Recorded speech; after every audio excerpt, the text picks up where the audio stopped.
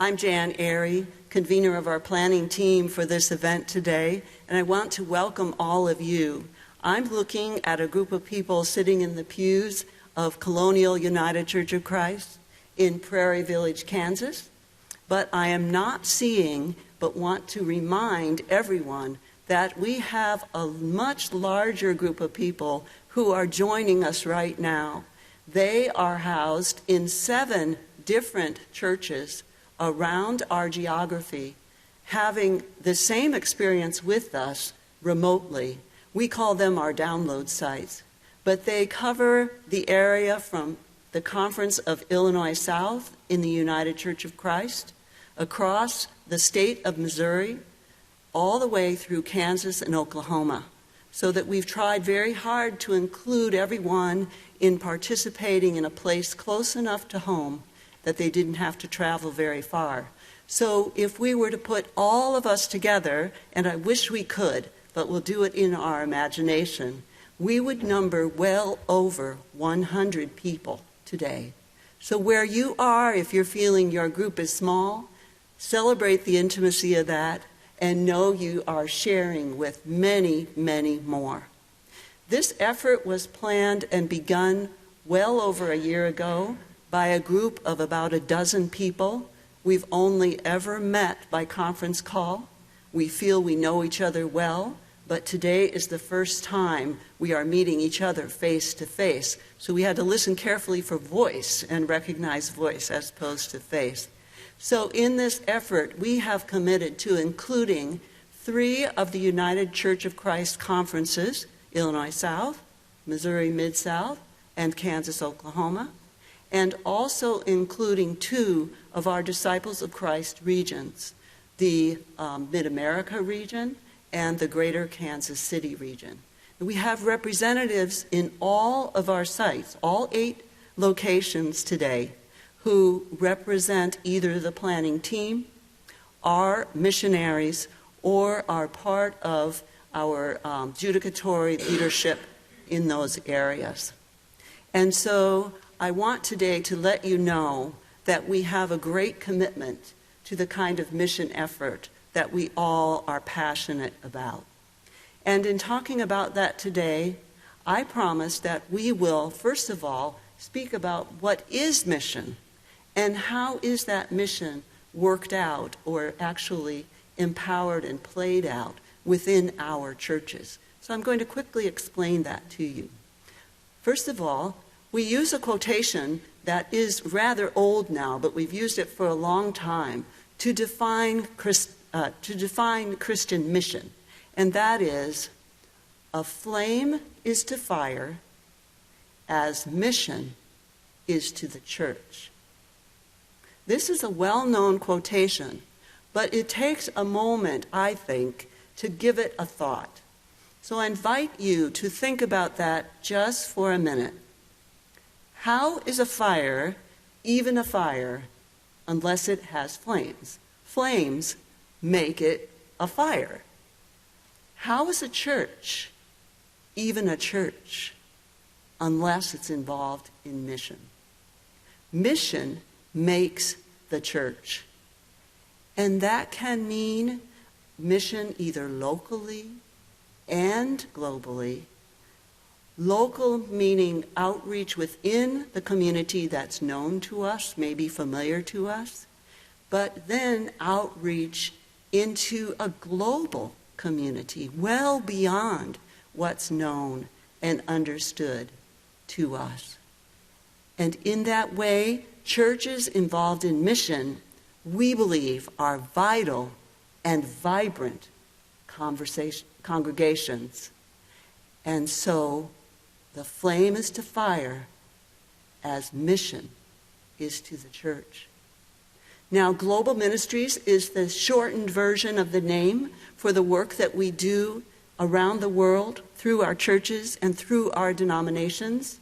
You may not realize the significance of the fact that we are the only 2 denominations, UCC and Disciples of Christ, who share in global mission together, jointly, completely and totally, on every level you can think of.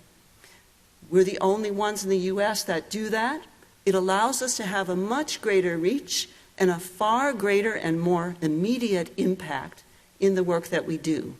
So think with me for a moment that our approximately 125 missionaries who are currently in about 90 countries are serving us through both of our denominations, not just in responding to natural disasters or other forms of disaster, but are working to help in community development, to grow and train in faith, to enable and empower minorities, to increase or provide education, health care, human rights, and advocacy.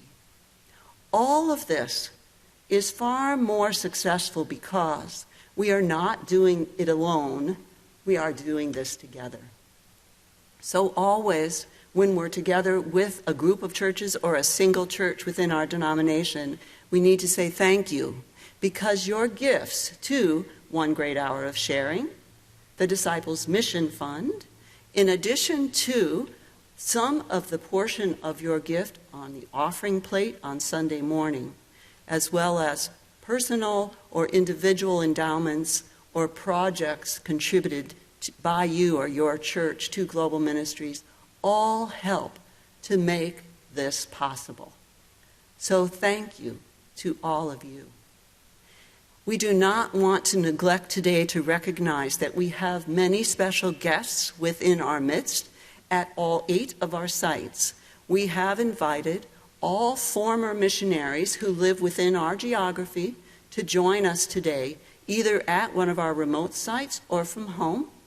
And so we want to extend our appreciation and affirmation as well as recognition to all of you, and to make sure that you as missionaries are identified among your group where you are sitting today, so that you can be sharing your experience and your story throughout the day.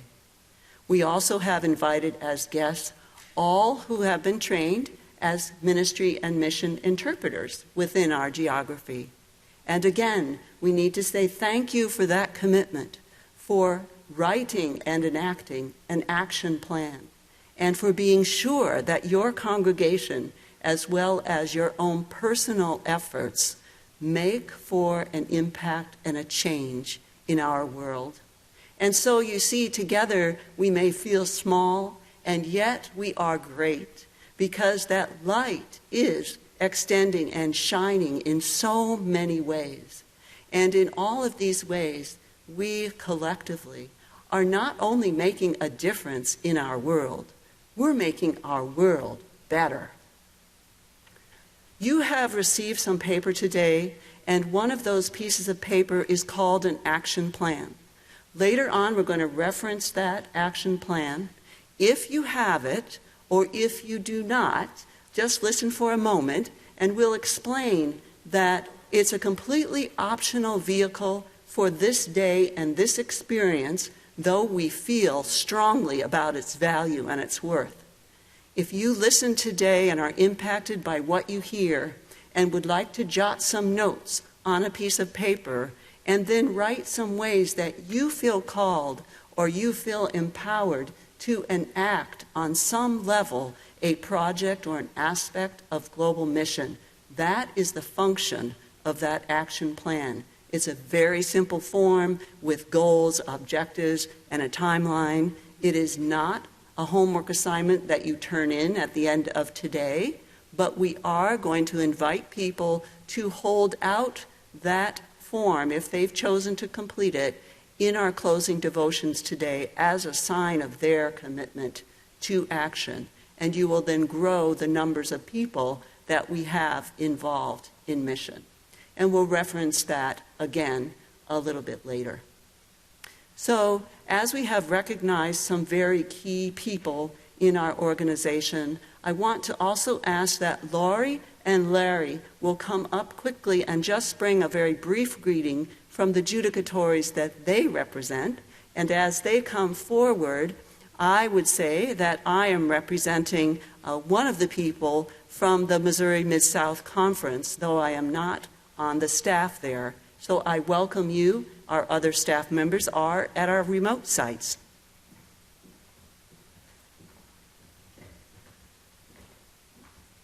I am Larry Colvin, and I greet you this morning from the Mid-America region, where I serve as one of the regional ministers in that region. That basically is the state of Missouri minus the greater Kansas City region. And this is a great time. It's been wonderful to work with the people putting this together. And it's also good to see some former missionaries that are here, because we who have served in the mission field love to get together once in a while and talk. So welcome. We're glad that you're here. And welcome. I am Lori Anderson. I serve with Community Transformations here in the greater Kansas City region. So I bring greetings on behalf of Reverend Bill Rosheim, who is at another event and will join us this afternoon. So thank you all for being here in Kansas City. Thank you both. And while we have our staff member Edith Guffey here from Kansas, Oklahoma as well, we have invited our team planning member Heather Coates, who will be with us this afternoon, to formally bring greetings for Kansas, Oklahoma. So it's my privilege now to introduce our keynote speaker. And before I do that, I just want to say to everyone that immediately following Peter's presentation, there will be an opportunity for people to pose questions, a short section of time. And this is the time that those of you who are in remote sites would be welcome and will be invited to sign and tweet your question. The hashtag will be posted later, but you probably already have it at your site, and you might ask to borrow a phone if you're not prepared to do that. We will be looking forward to hearing what your questions are, receiving them here in Colonial UCC. So it is my great privilege and honor to introduce Peter, who is someone that I know, Dr. Peter McCary, who, as I know him, is a precise and meticulous absorber of knowledge. I understand him to be a faithful and careful communicator. I know that he has a PhD in political studies, especially in the Middle East, and that his book that has been published is about the configuration and agreement and conflict between Christian and Muslim relations in contemporary Egypt. Through all of that, many of us may know Peter best by the fact that he is somehow gifted and somehow able to portray and to consistently communicate in a very patient and specific way how volatile or controversial subjects can be opened or changed or helped by faith, by communication, and by truth. So if you will listen carefully today, you will hear that there are possibilities that conflict can be changed. You will learn how there is hope. And if you hear very carefully, you may even find that there is deep wonder in what is being said. Welcome, Peter.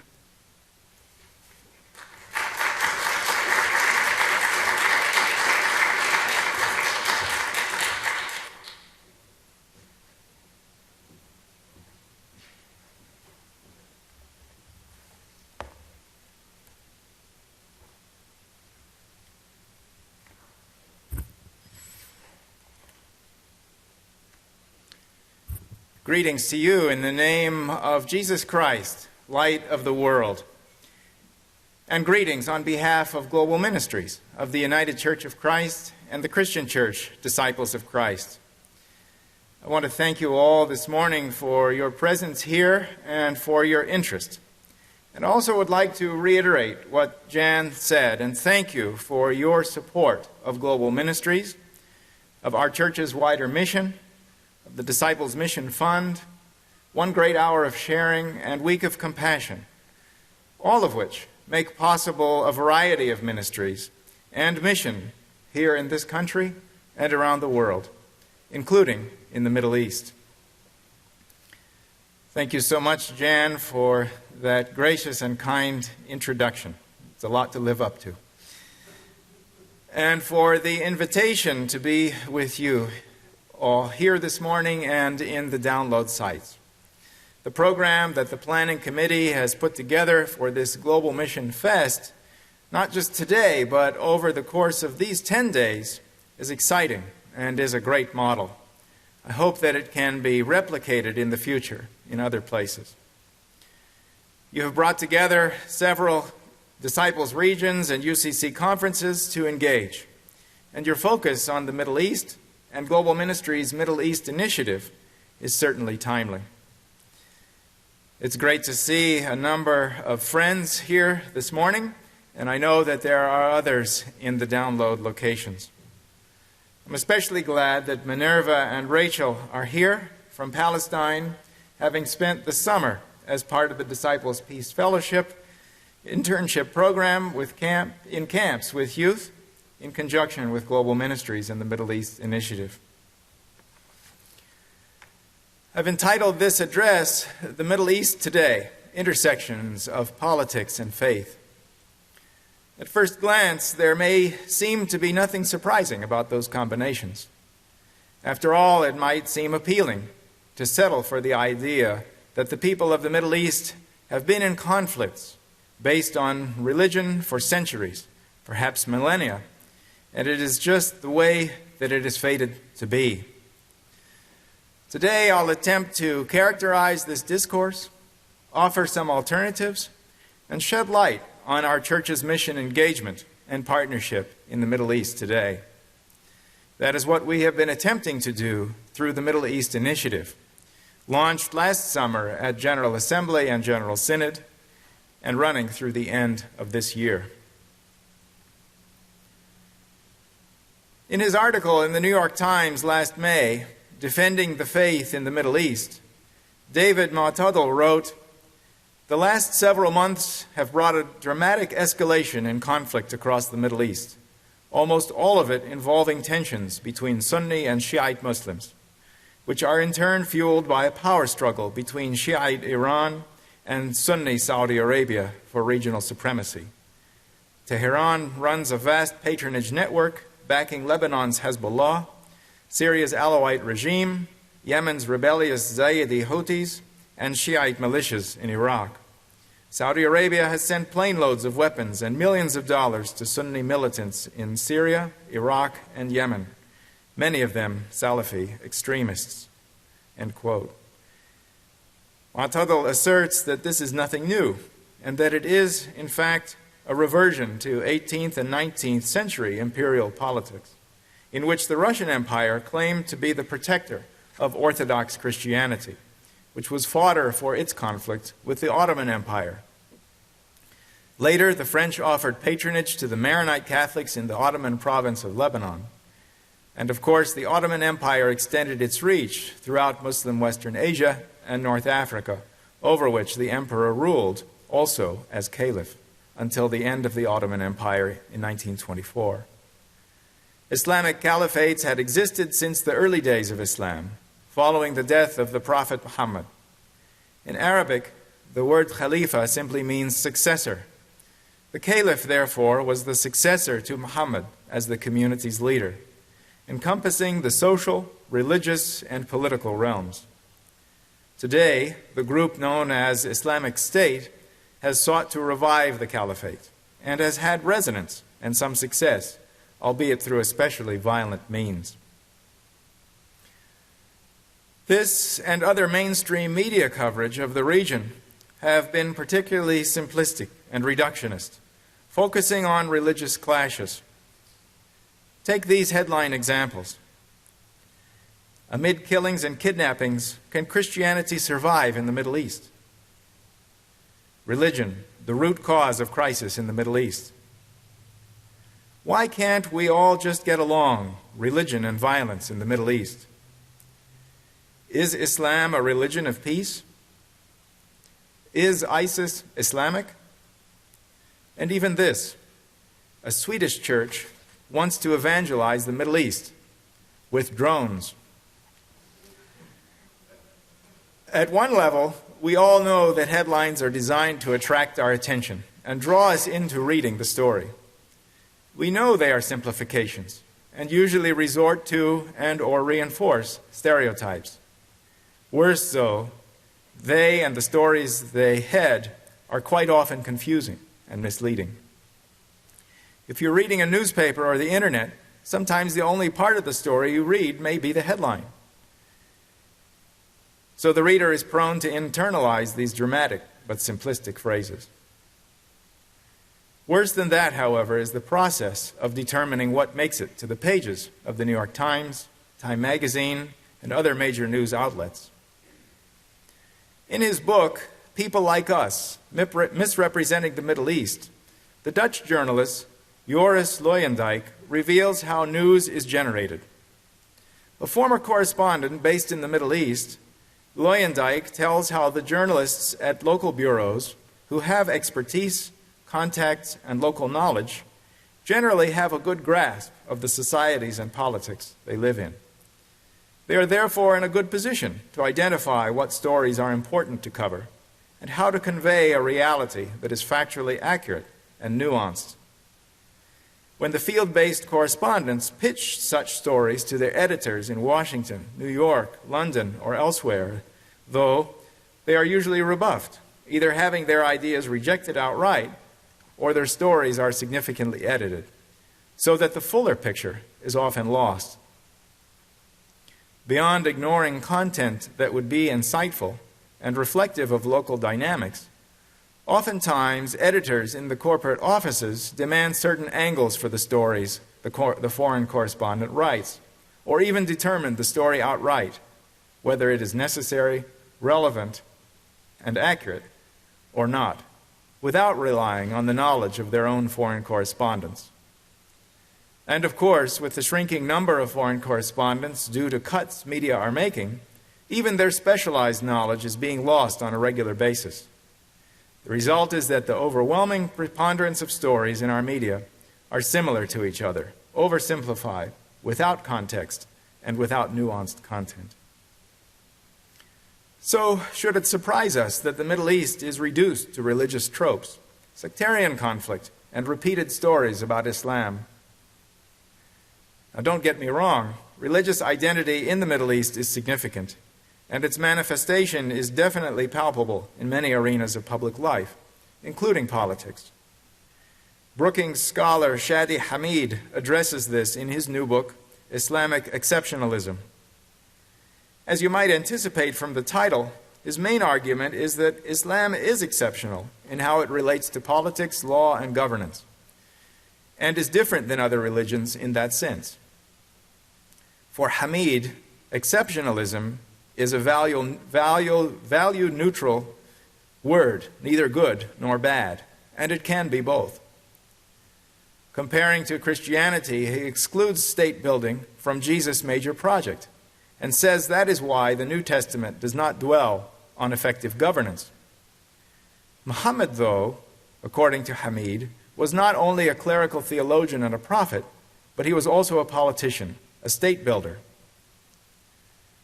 An interesting aspect of Hamid's argument is that he rejects movements such as the Muslim Brotherhood as hearkening back to the 7th century. They are, according to Hamid, inherently modern and modernist in the sense that they are a product of modernity. For Hamid, Islamic movements are, quote, the attempt to reconcile pre-modern Islamic law with the modern nation state, end quote. He concludes by suggesting that the West come to terms with the fact that Islam is going to continue to play a prominent, even central role in public life in much of the Middle East and beyond. There is much to think about in this presentation of Islam and politics in the Middle East, and indeed in the Muslim-majority world today. Of course, there is and always has been much debate on the place of Islam in society and politics in the Middle East and around the world. One Syrian scholar, Bassam Tibi, who has written extensively on this topic, suggests that the real choice facing Muslims living in Europe today is not between being Muslim or European, but between integrating or remaining separate. Integration, argues Tibi, goes beyond legal citizenship or even economic integration. It requires participating in a political culture of pluralism.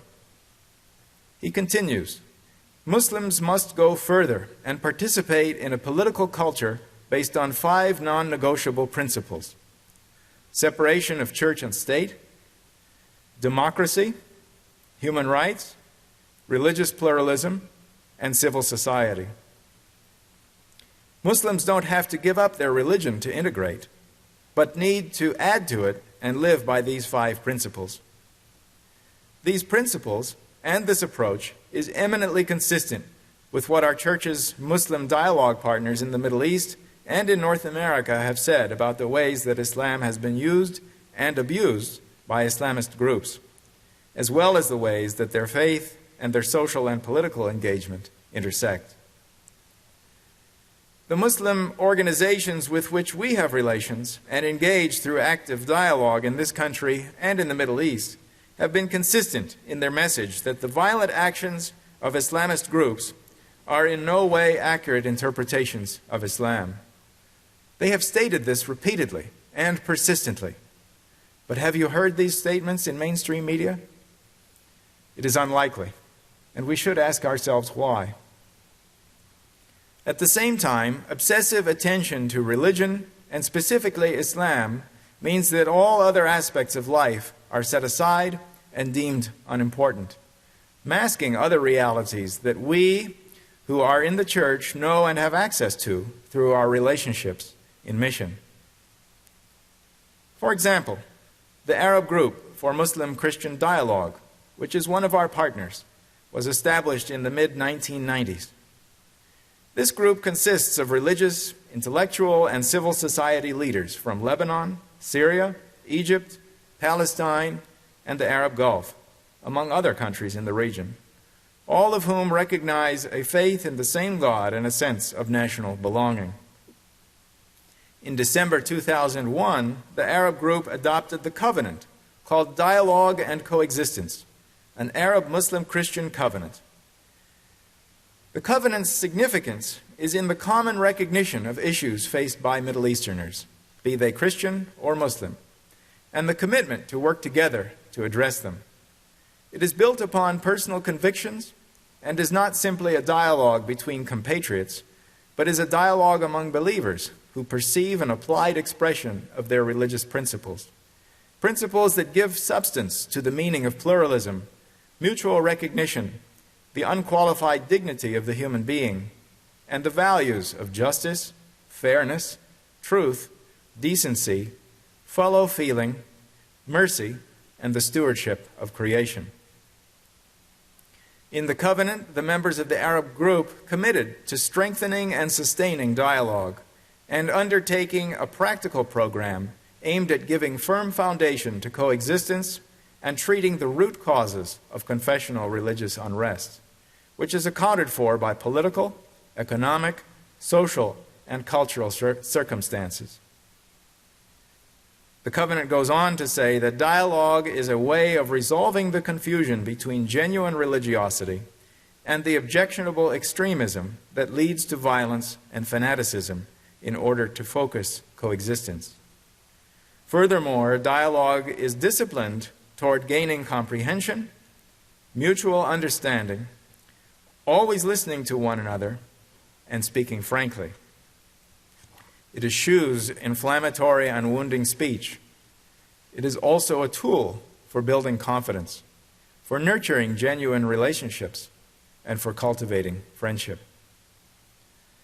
As a committee comprised of people of faith, the Arab group believes that religion cannot be banished from public life. Its constructive role therein cannot be denigrated. The covenant concludes by urging Muslim and Christian religious scholars people of culture and intellectuals to look for the spiritual and humanitarian values held in common in the heritage of both religions and in the lifestyles of their adherents, as well as for those positive and glowing examples of coexistence, solidarity, compassion, mutual affection, and hold them up to highlight dialogue and tolerance as it is practiced in a society as a whole.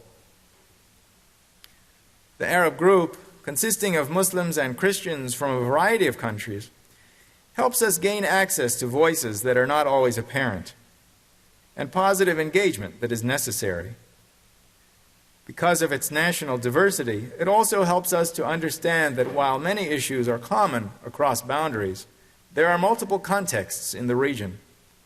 We must remember, therefore, that the Middle East is made up of many different countries, each with a particular character, dialect, or even language, and cultural nuances that contribute to varied political and social contexts. From the demographic and linguistic points of view, most Middle Easterners are Arab, meaning they speak Arabic, but not all. Turks, Iranians, Berbers, some Christian communities in Syria, and most Israeli Jews are not native Arabic speakers. From a religious point of view, while most Middle Eastern countries are Muslim-majority countries, not all Muslims are Middle Eastern. In fact, most of the world's Muslims do not live in or come from the Middle East. Of the 10 countries with the largest Muslim populations, only Egypt, Algeria, and Morocco are Arab, and they are 6th, 9th, and 10th on the list. The 5 largest Muslim populations in the world live in Indonesia, India, Pakistan, Bangladesh, and Nigeria, and those populations make up about 48% of the world's Muslim population, which is now about 1.6 billion. And of course, not all Middle Easterners are Muslim. The region includes a rich Jewish and Christian heritage that predates Islam. Since our focus here is mission, let me remind you that the first Christian missionaries in the Middle East were not the early Congregationalists or disciples sent out by our global ministries component, historical mission boards, who went to Smyrna, Beirut, and Jerusalem in 1819 and 1849, respectively. Remember, the first Christian missionaries there were Peter and Thomas, Mark, Paul, and Barnabas, among others, who went out from the eastern Mediterranean to today's Iraq, Iran, and India, Egypt, Syria, and Turkey, and Greece and Rome. The disciples were first called Christian in Antioch, in modern-day Turkey. The first church was established in Jerusalem by James. And you may also recall that in the book of Acts, when the story of Pentecost is told, Arabs are included among the peoples whose speech was inspired by the Holy Spirit. So our faith heritage connects us to the Christians of the region who have been present there for 2 millennia. The Christians of the Middle East are proud of that heritage and of their direct ties to early Christian communities. While Christians are about 30% of Lebanon's population, 10% of Egypt's, 5% of the Jordanian population, a little less than 2% of Palestine's, and less than 1% of Turkey, Morocco, and Iran's, Middle Eastern Christians reject the designation minority because the word connotes less than or minor. While they know that their numbers are smaller, they assert that they are at least as much a part of the fabric of society as others, and thus do not accept to be diminished by the minority appellation.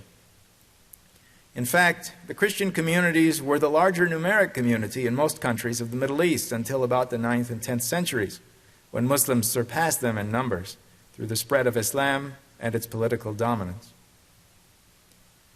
In terms of modern governance, during the first half of the 20th century, Christians in 2 countries chose different political models to reflect their then contemporary understanding of their place in the socio-political context. In the early years of the 20th century, the Christian community of Egypt held a series of Coptic congresses. In 1919 and 1920, as Egyptians were engaged in the effort to end British colonial rule, Egyptian Christians debated how they might be represented in Parliament following independence. Should they seek proportional representation based on Egypt's religious population distribution, which would guarantee a set number of seats? Or should they insist upon political participation with no reference to religion? Their decision was unequivocal. They would participate in Egypt's post-colonial government not as Copts, but as Egyptians, and would run for offices without religious reference, demanding no parliamentary quota of seats. For Lebanese, the debate was different. Different parts of Lebanon had been provinces of the Ottoman Empire until the end of World War I, and then were governed as a mandate province by the French, as part of Greater Syria. When Lebanon was established as an independent state in 1943, the National Pact, which had been negotiated among Sunni and Shiite Muslims and Maronite Christians, laid the basis for Lebanese governance, based on demographics as determined in the 1932 census. Incidentally, that census was the last one the Lebanese have taken. In the Lebanese case, the Christian community, especially the larger two, the Maronite Catholics and the Greek Orthodox, wanted to ensure that their numeric presence was reflected in government. So, to this day, the Lebanese president is a Maronite Catholic. The prime minister is Sunni Muslim. The Speaker of Parliament is Shiite Muslim. And the deputy prime minister and deputy speaker are both Greek Orthodox. Their decision was the opposite of the Egyptians, ensuring that religious affiliation would always play a part in Lebanese politics explicitly. It is still an open debate which model has been better.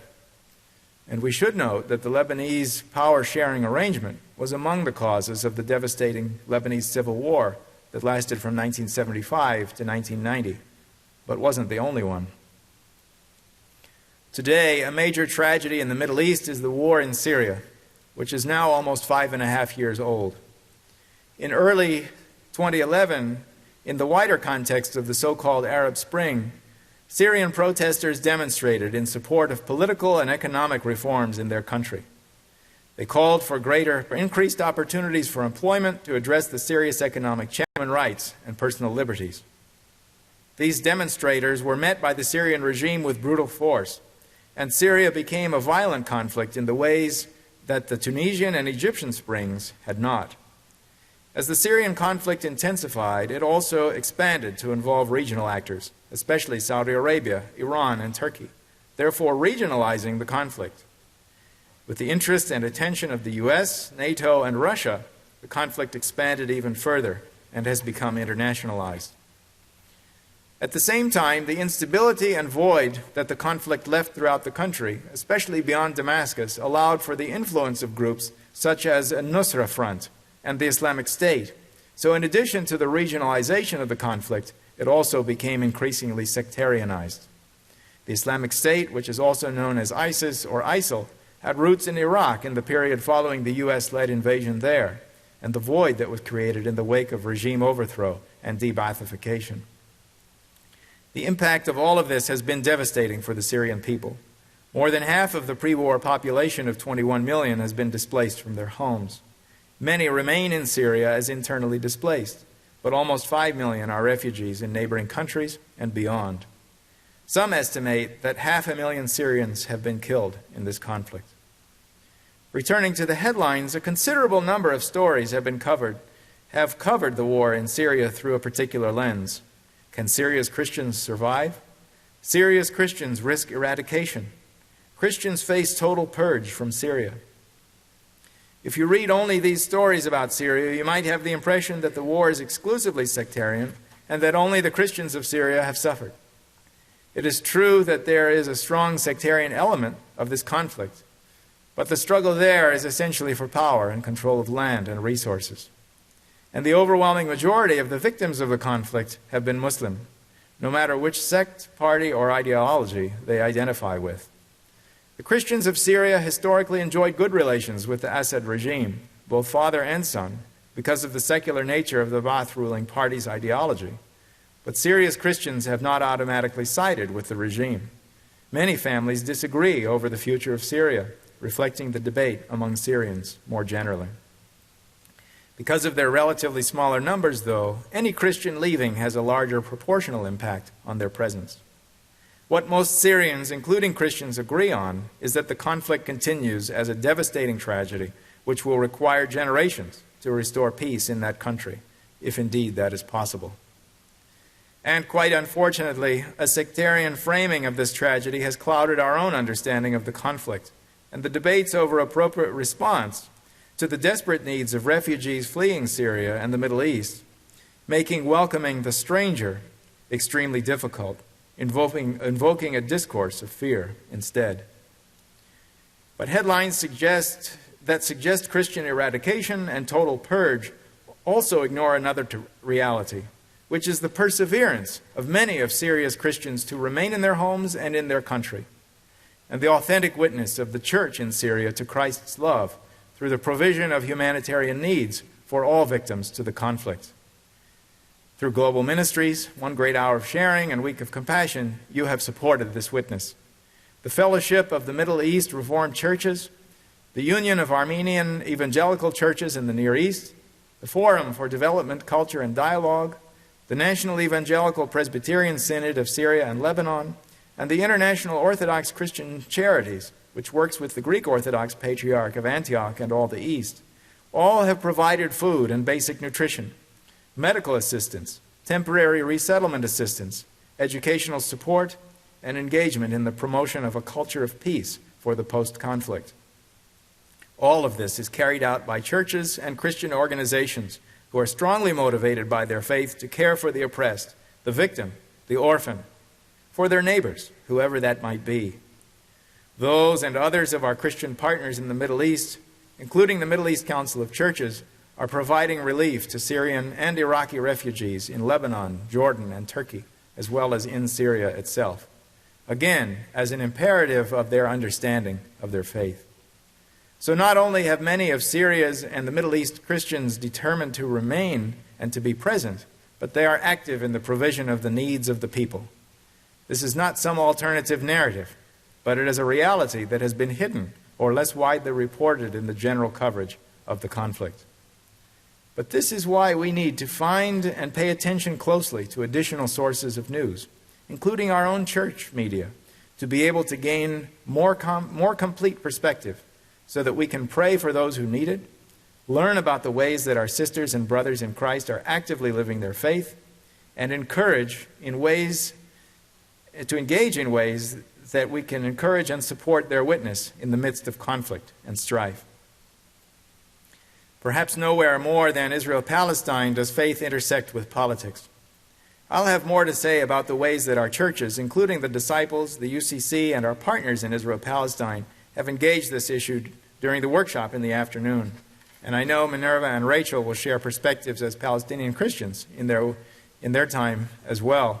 But for now, let us name that Jerusalem and the land called Holy, Israel-Palestine, are central in the narratives of the people of the three Abrahamic monotheistic faiths, Judaism, Christianity, and Islam. As a result, the Israeli-Palestinian conflict is often framed as a religious conflict between age-old antagonists, part of a millennia-old struggle that can never be resolved until the day of judgment. Such an eschatological narrative, employing the appropriation of religious and scriptural language to bolster claims, cannot give hope for peace with justice for the people of the land, even as it convinces and emboldens those who stake their claims to the land on their religious beliefs. And let there be no doubt that such religious elements are present, persistent, and strong. This is true among people of all three faiths, and not just for Israelis and Palestinians, but Jews, Christians, and Muslims around the world. And such a framing usually reduces today's conflict as one between Jews and Muslims, falsely creating an exclusive association of Israelis and Jews, Palestinians and Muslims.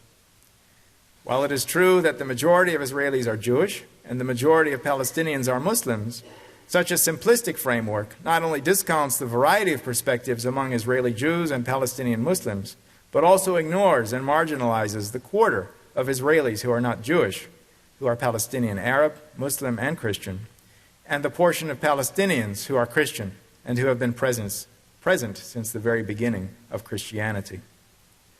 As general awareness increases about the history of dispossession Palestinians have experienced over the course of much of the last 3/4 of a century, more and more people are coming to understand that this conflict is, at its core, a conflict over land and resources.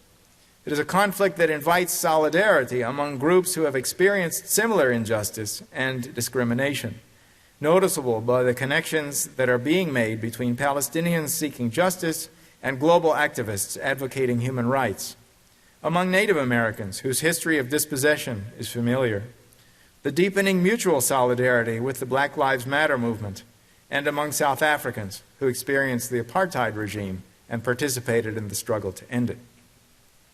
In Palestine today, courageous people of faith continue to cry out for justice. In 2009, Palestinian Christians issued the Kairos Palestine document. This seminal and thoughtful document is subtitled, "A Moment of Truth, a Word of Faith, Hope, and Love from the Heart of Palestinian Suffering." In it, Palestinian Christians speak about the situation of occupation in which they live. They assert their faith in God and their belief in a good and just God.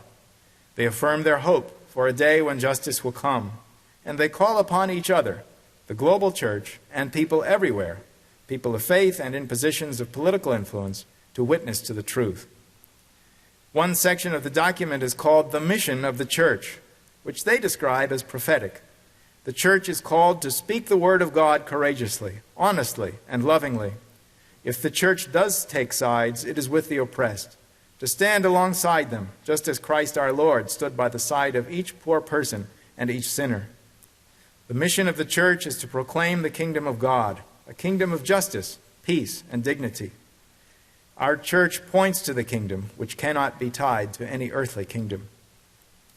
True Christian theology is a theology of love and solidarity with the oppressed, a call to justice and equality among peoples.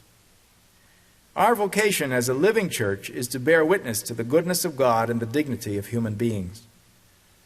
And Kairos Palestine concludes, "In the absence of all hope, we cry out our cry of hope. We believe in God, good and just. We believe that God's goodness will finally triumph over the evil of hate and of death that still persist in our land. We will see here a new land and a new human being, capable of rising up in the Spirit to love each one of his or her brothers and sisters." Palestinian Christians are thus seeking justice through their effort to raise awareness about the situation in which they and their Palestinian Muslim neighbors live every day. Their cry of hope is one based on a rectification of what they experience as injustice. They want the world to know what they experience. We can support this call through our own engagement by praying, reading, and studying, visiting, and advocating for justice. Syria and Palestine are just two examples in the Middle East where the intersection of faith and politics has resulted in terrible tragedy and ongoing despair. But they are also examples of places where our churches, partners, and people are living out their faith authentically to be a light to the world and to their own communities. The same is true throughout the region, in Egypt, Jordan, Lebanon, Morocco, and elsewhere, and indeed with Global Ministries partners around the world. They do not hide their light, which emanates and radiates, and we have a responsibility to amplify that light among our churches here. While the world may wish to ignore them, to be a bushel basket that attempts to cover up all of those lights, we all must make sure that those lights are properly placed on a lampstand, and by doing so, providing light and hope to all in the house of God. Through our participation in God's mission, in our efforts to learn, and in our response through engagement and prayer, we help the light of many mission partners continue to shine brightly. And together, we give glory to God in heaven. Amen.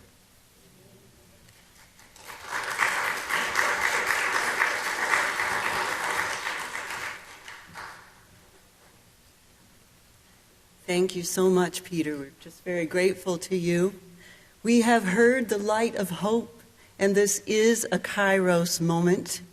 And you can understand much better now, perhaps, how Peter has earned and is rewarded with the respect and the ears of many, many in the Middle East who are not only faith leaders, but those who are politicians and those who are diplomats. We have a few moments now for some questions and a little bit of time with Peter before we move on to our next speakers. I would invite you to take a break from your seat if you'd like, by standing, stretching, moving around a little bit while you compose your question or tweet your question for Peter. We're going to ask that those here at Colonial might raise your hand. We'll use a handheld mic for you so you can propose your question, and Peter will watch for questions that show up on the screen as well. So we'll begin that in just a moment. Peter, if you stand here, I think you can see the screen. Okay? All right.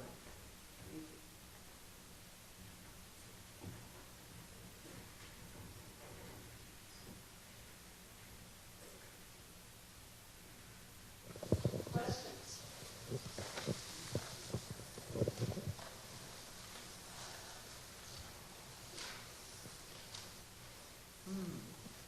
Lots of stuff. Peter, I'm looking for something really basic. If it was up to you and you could ask all of us to say to our friends, our churches, just 2 or 3 key things about the Middle East, you know, what would it be? Because we don't get many intense opportunities like this, but just to sort of get at something important, what would you want us to say?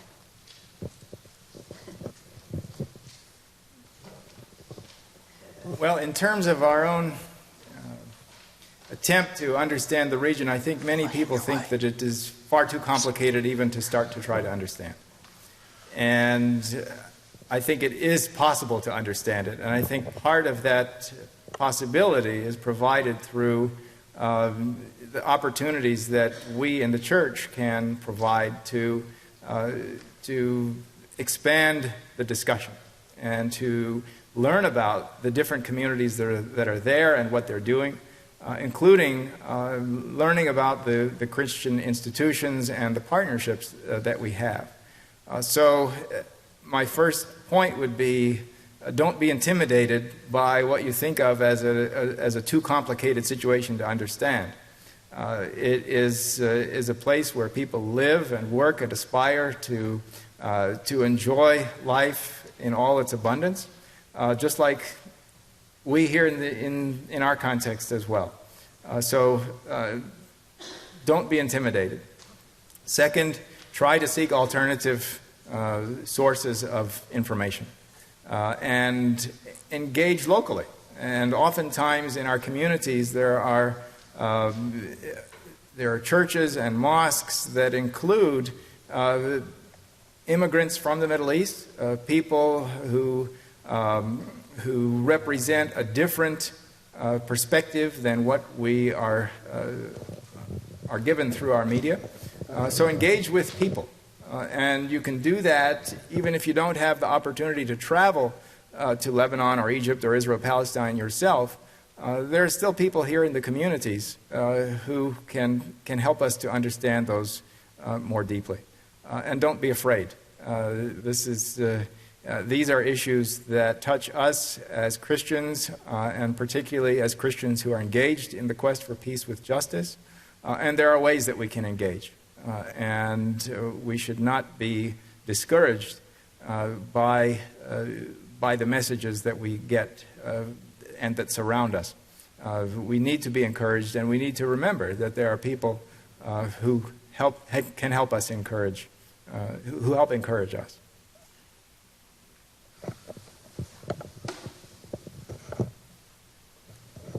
You mentioned Arab Dialogue.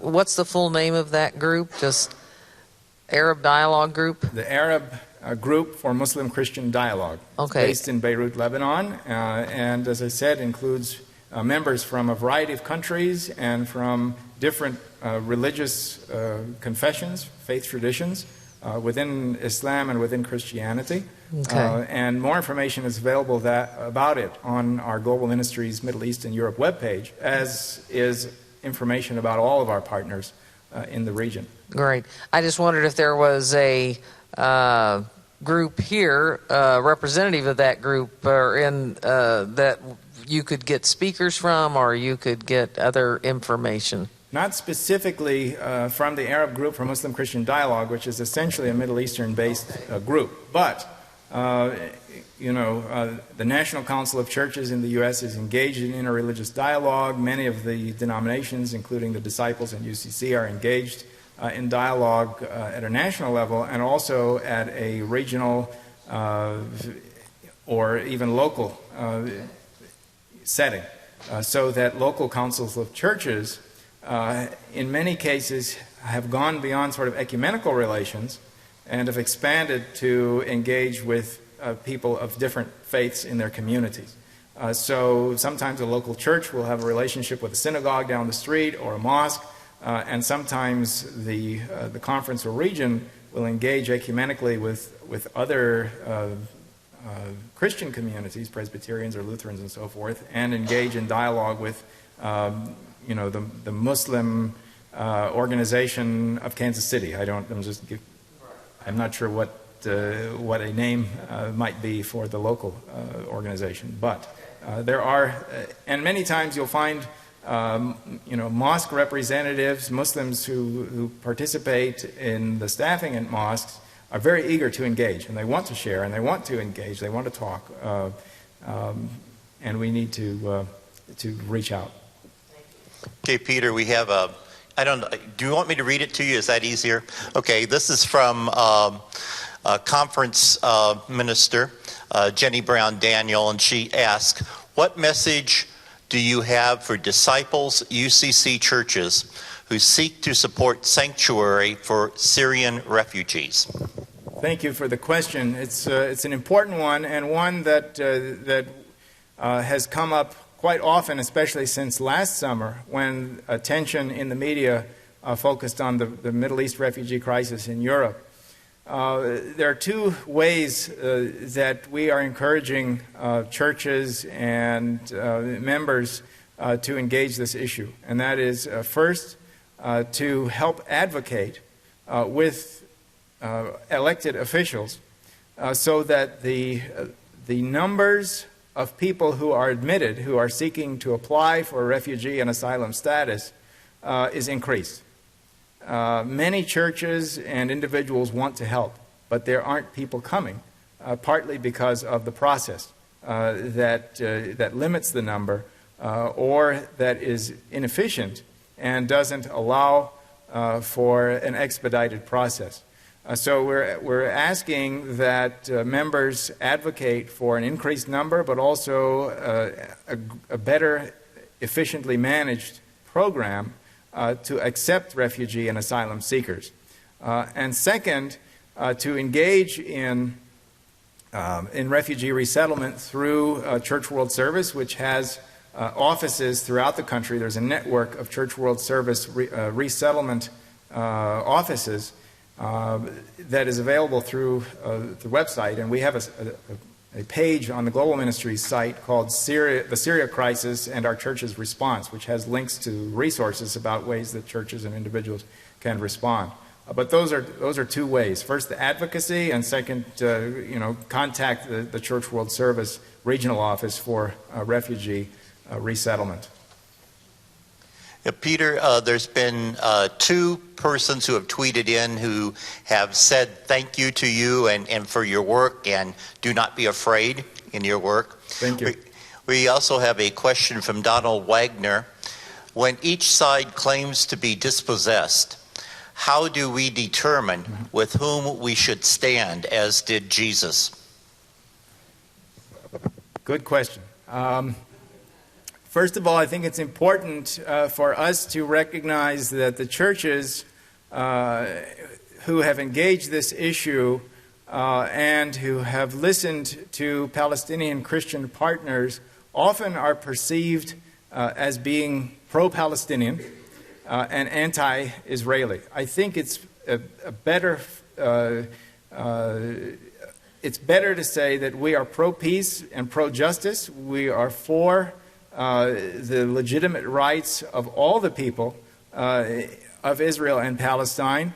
But we know from firsthand experience and engagement over decades, and also from direct witness from our Palestinian Christian partners, and many people don't even know that there are Palestinian Christians, so that's a learning for some, that the situation of occupation has had devastating impact on the Palestinian community, and is unsustainable on the long term. And we have understood that that's not only unsustainable for the Palestinians who are suffering under military occupation, but also for Israel's own security, as well as for U.S. interests to continue to support one side of the conflict without listening to the other side.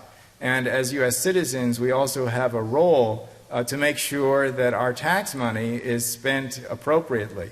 And so our churches have engaged the question of the enormous amount of military aid that has been sent to Israel on an annual basis, which will increase in the coming years from $3.1 billion to $3.7 or $3.8 billion, according to the new agreement that is being worked out between the administration and the Israeli government. We have a responsibility to ensure that that money is spent consistent with our values and in ways that do not perpetuate injustice and the suffering of a people. Jan is telling me we're running short on time, so we'll maybe take one or two questions. John Holst, please recommend the best ways to engage locally. Visit, invite, quietly, publicly. I think the best way, the best way to start to engage locally is to try to begin to hear different voices. And there are opportunities, as I mentioned. There are people who live in our communities who can help us to break through a particular framing of issues in the Middle East. There are people who can help expand our perspectives on the region. Again, through the church, we have access to what the partners are doing and what the communities there are engaged in, which is not always covered in the media. So, and then when we do that, we begin to pray in a different way about what we hope can happen in the region, and then we look for ways to engage. And some of that is helping others to understand, and some of that is advocacy with our elected officials because of the particular ways that the U.S. Engages in these issues. But really, it's important for us as church community to begin to understand with different eyes what is happening throughout the region.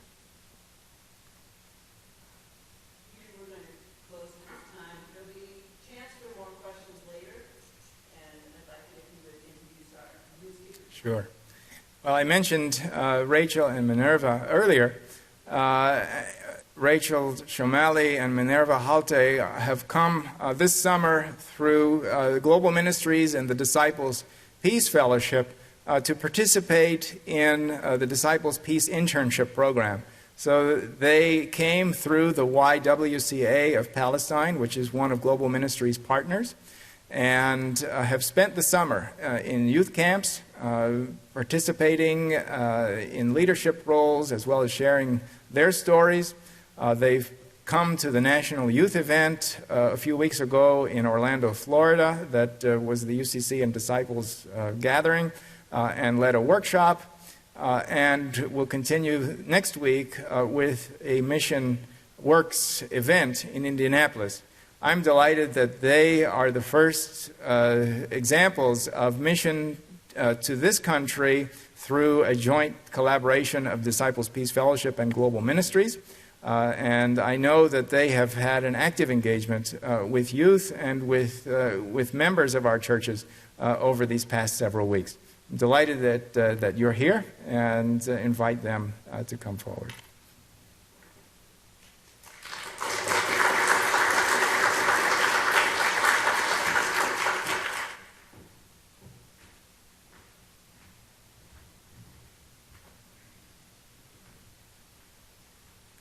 Good morning, everyone. Thank you, Peter. Thanks to all of you for having us here. Thank you for coming, and thank you for people who are with us through live streaming. My name is Minerva Halte. I am 23 years old Palestinian. I was born in Jerusalem. I have lived my whole life in Palestine. I live specifically in Jericho City. I live with my parents, my two brothers who are younger than me, my grandma and my aunt in the same building. My grandparents, both my mother's parents and my father's parents, both families are Palestinian refugees. My grandparents were kicked out of their houses in 1948. They were displaced. They spent days and days in the desert. They lost everything, and they ended up with nothing. My grandparent, even my grandmother, forgot to take her own child back then. He was 1 month old. They were terrified. They were shocked that this is happening. They couldn't believe it. So they had to leave their house quickly. So she forgot to take her own son. But she managed to come back and later to take him quickly. So yes, this is 1948 is our catastrophe, the Palestinian catastrophe, the massive ethnic cleansing of Palestinians. There are 750,000 people back then were expelled from their houses, along with the destruction of 500 towns. The Palestinian refugees now compose one of the largest population of refugees in the world. There are 11.9 million Palestinian refugees. 4.5 live under military occupation.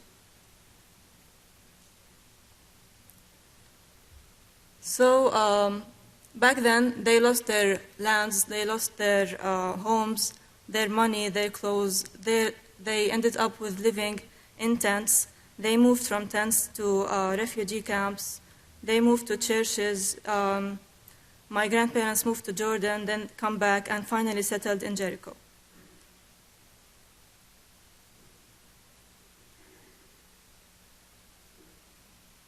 These are pictures from 1948, back then.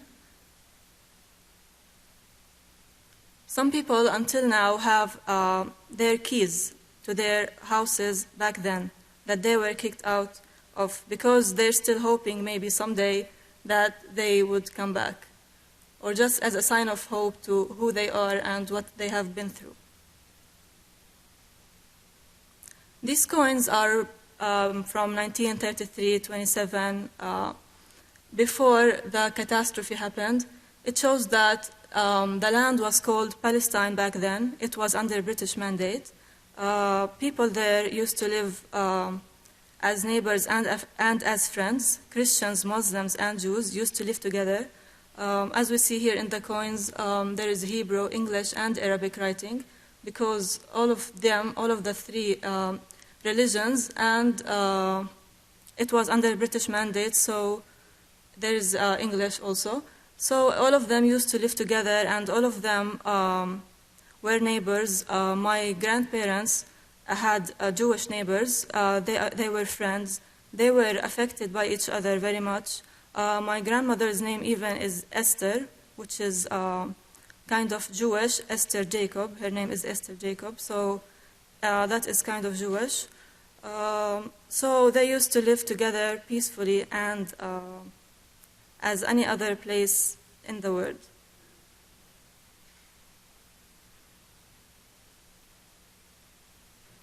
So the city that I live in now is Jericho.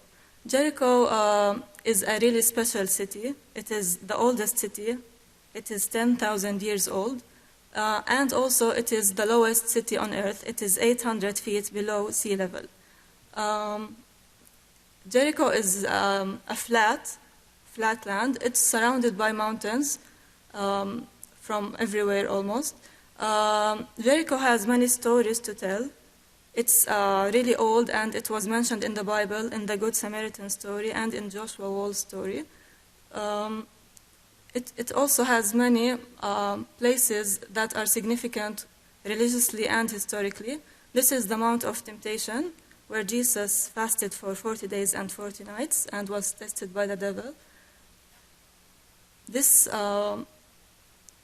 mountain is like a reminder to us that we are living in the land of Jesus Christ, where Jesus was walking. Jesus was walking in these streets, and Jesus spent time on this mountain. Another picture of Mount of Temptation.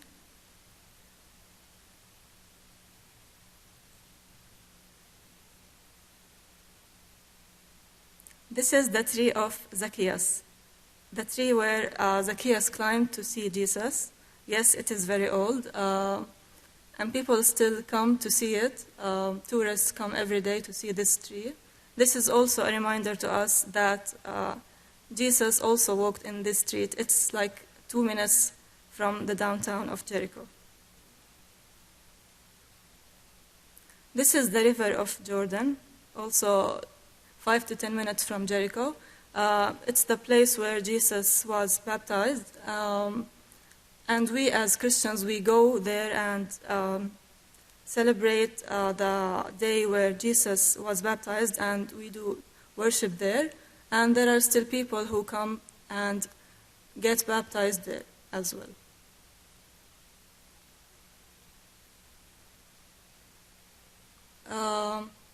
This is the church that I go to. This is the church that I have been going to since I was a child. It's a Greek Orthodox church. Most of the Christians in Palestine, more than half of them are Greek Orthodox. The rest are Catholic, and a few are Evangelical and Lutheran and Protestant and others. This church is also really old, and it's really small. From 20 to 30 people come every Sunday. I remember that my grandparents especially are the ones who taught us how to go to church, how to pray, how to have faith in God. I remember that my grandfather used to knock on our door every Sunday to wake up and go with him to church. He used to speak there every Sunday to lecture and also to worship and sing. And my grandmother used to tell us stories from the Bible every night, and all of that kind of helped me to see how they have all of what they have gone through, and they still have faith, and they still have hope, and they still believe in God, and they taught us how to believe in God as well. This is the school that I went to as I was a child. It is Franciscan Sister School. It is Catholic school. It is also Italian, Santa di Maria di Jericho. There were, through the years, we had different nuns coming every year, almost. Each one of them also taught us how to love and respect each other, even though we look different in class, even though we have different hair color, different skin color, different religion. They taught us how to be together and live together and work and study together. Most of my class were Muslims. Jericho specifically is the Christians in Jericho are minority. We had like 5 Christians in my class when I was in 2nd or 3rd grade. After a couple of years, there were 3. And through the end of my high school, we were only 2 people, me and another girl. So they left. They felt that their families left. They felt that they were in danger. They were not safe anymore. So especially Christians used to leave the country throughout the years. This is a picture of the nuns with the teachers.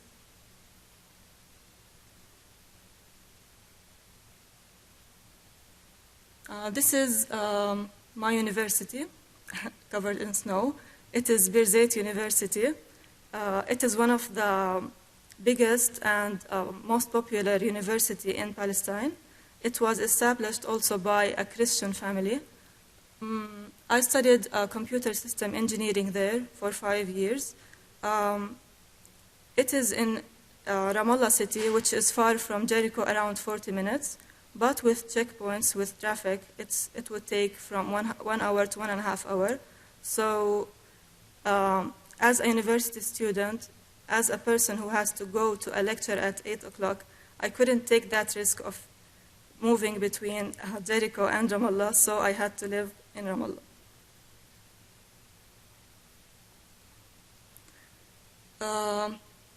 I work now in my field as a computer engineer in a company in Ramallah also called Exalt Technologies.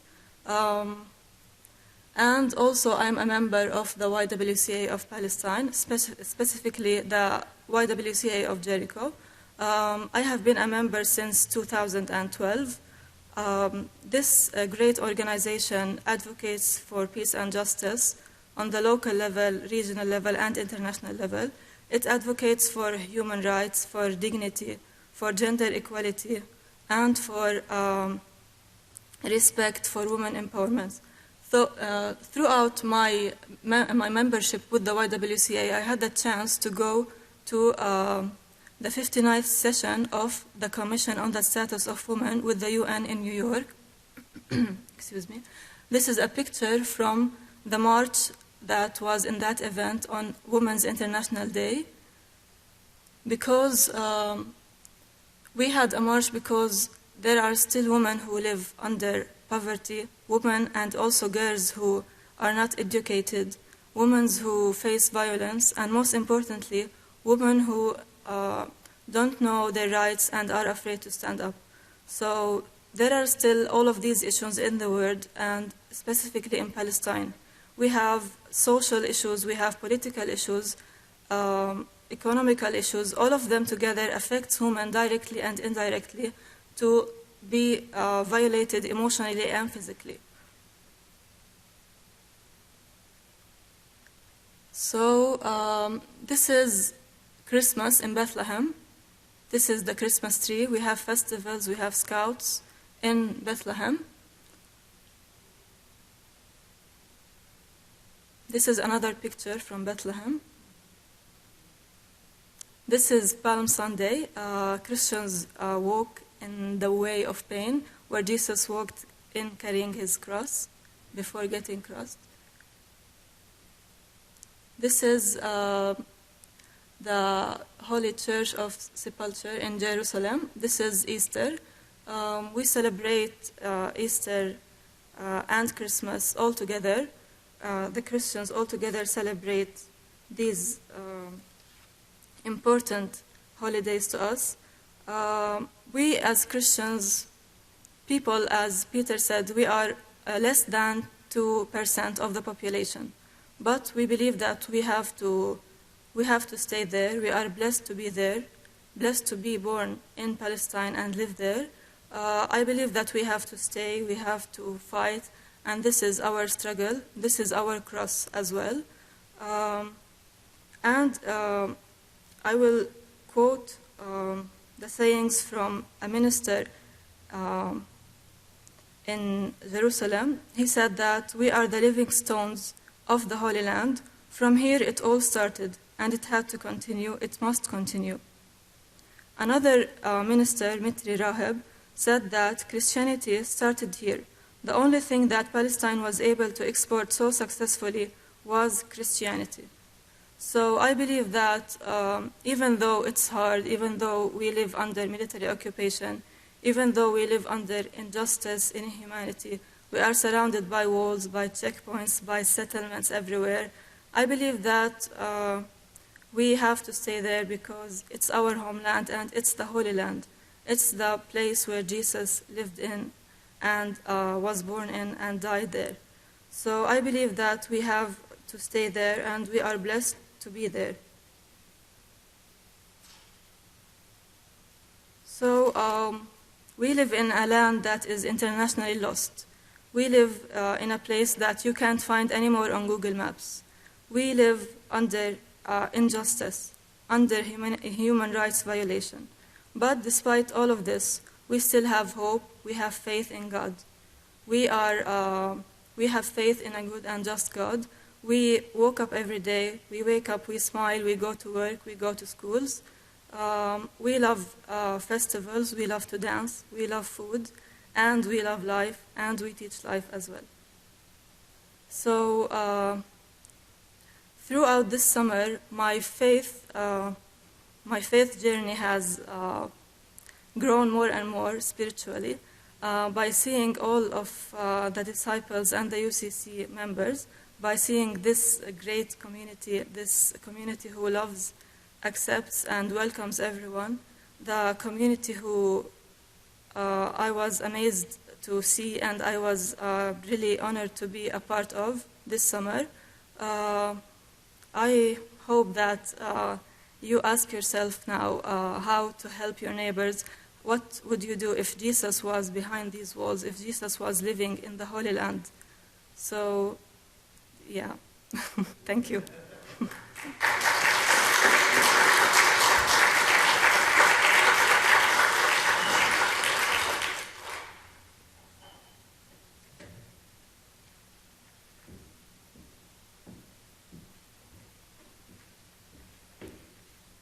Hello, everybody.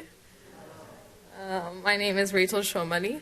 I am 20 years old, and I am from Beit Sahur, which is a city in the district of Bethlehem. So usually I just tell people that I'm from Bethlehem because it's more familiar than Beit Sahur. I mean, it's like right next to me, so it's basically the same thing. But this is my family.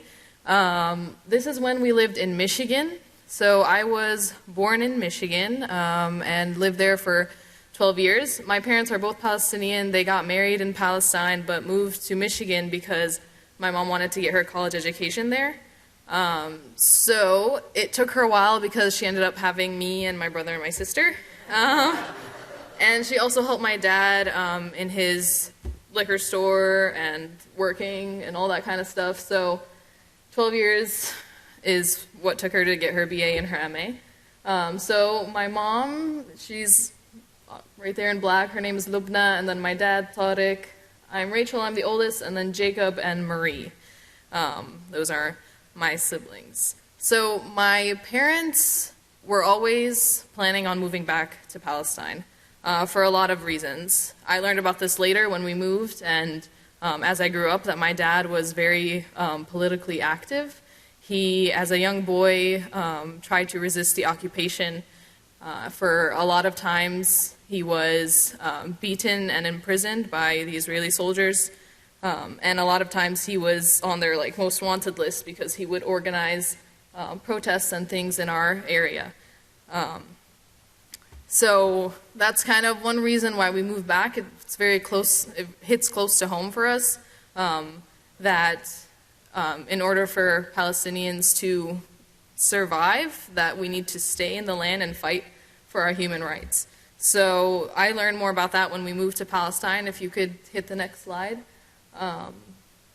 So moving to Palestine opened up a lot of things for me. I was kind of clueless to the whole occupation until I moved there and saw it for myself. Every day going to school on the bus, I would see the wall. And experienced many times bad situations at checkpoints just because I'm Palestinian. And this phrase, to exist is to resist, is something that my mother has told me actually many times, that this is one of the reasons why we moved back. We moved back to Palestine because they believe that to exist is to resist. And if Palestinians stay in the land, we'll hopefully one day become our own country and be recognized and be independent. But that is why we moved back. And my mom now works for a nonprofit in Bethlehem called Badil. They work for human rights for refugees, specifically Palestinian refugees. And they work for the right of return. So anyone who is displaced has the right of return to their land. Unfortunately, many Palestinians who have been displaced 2 or 3 times today still don't have that right to return. So that is something that she works for. She goes around and speaks to a lot of people. She even spoke once in Tel Aviv, which is in Israel, to Israelis there about the right of return for Palestinians. So I kind of grew up in this justice-oriented home. So naturally, I kind of developed a passion for it as well. And then in 2008, when we moved to Palestine, was one of the years that Gaza was attacked. So I remember watching the news and seeing Palestinians living in Gaza being bombed. And I was scared, and I asked my parents, why did we move back? Like, will this happen to us? And I kind of questioned everything then.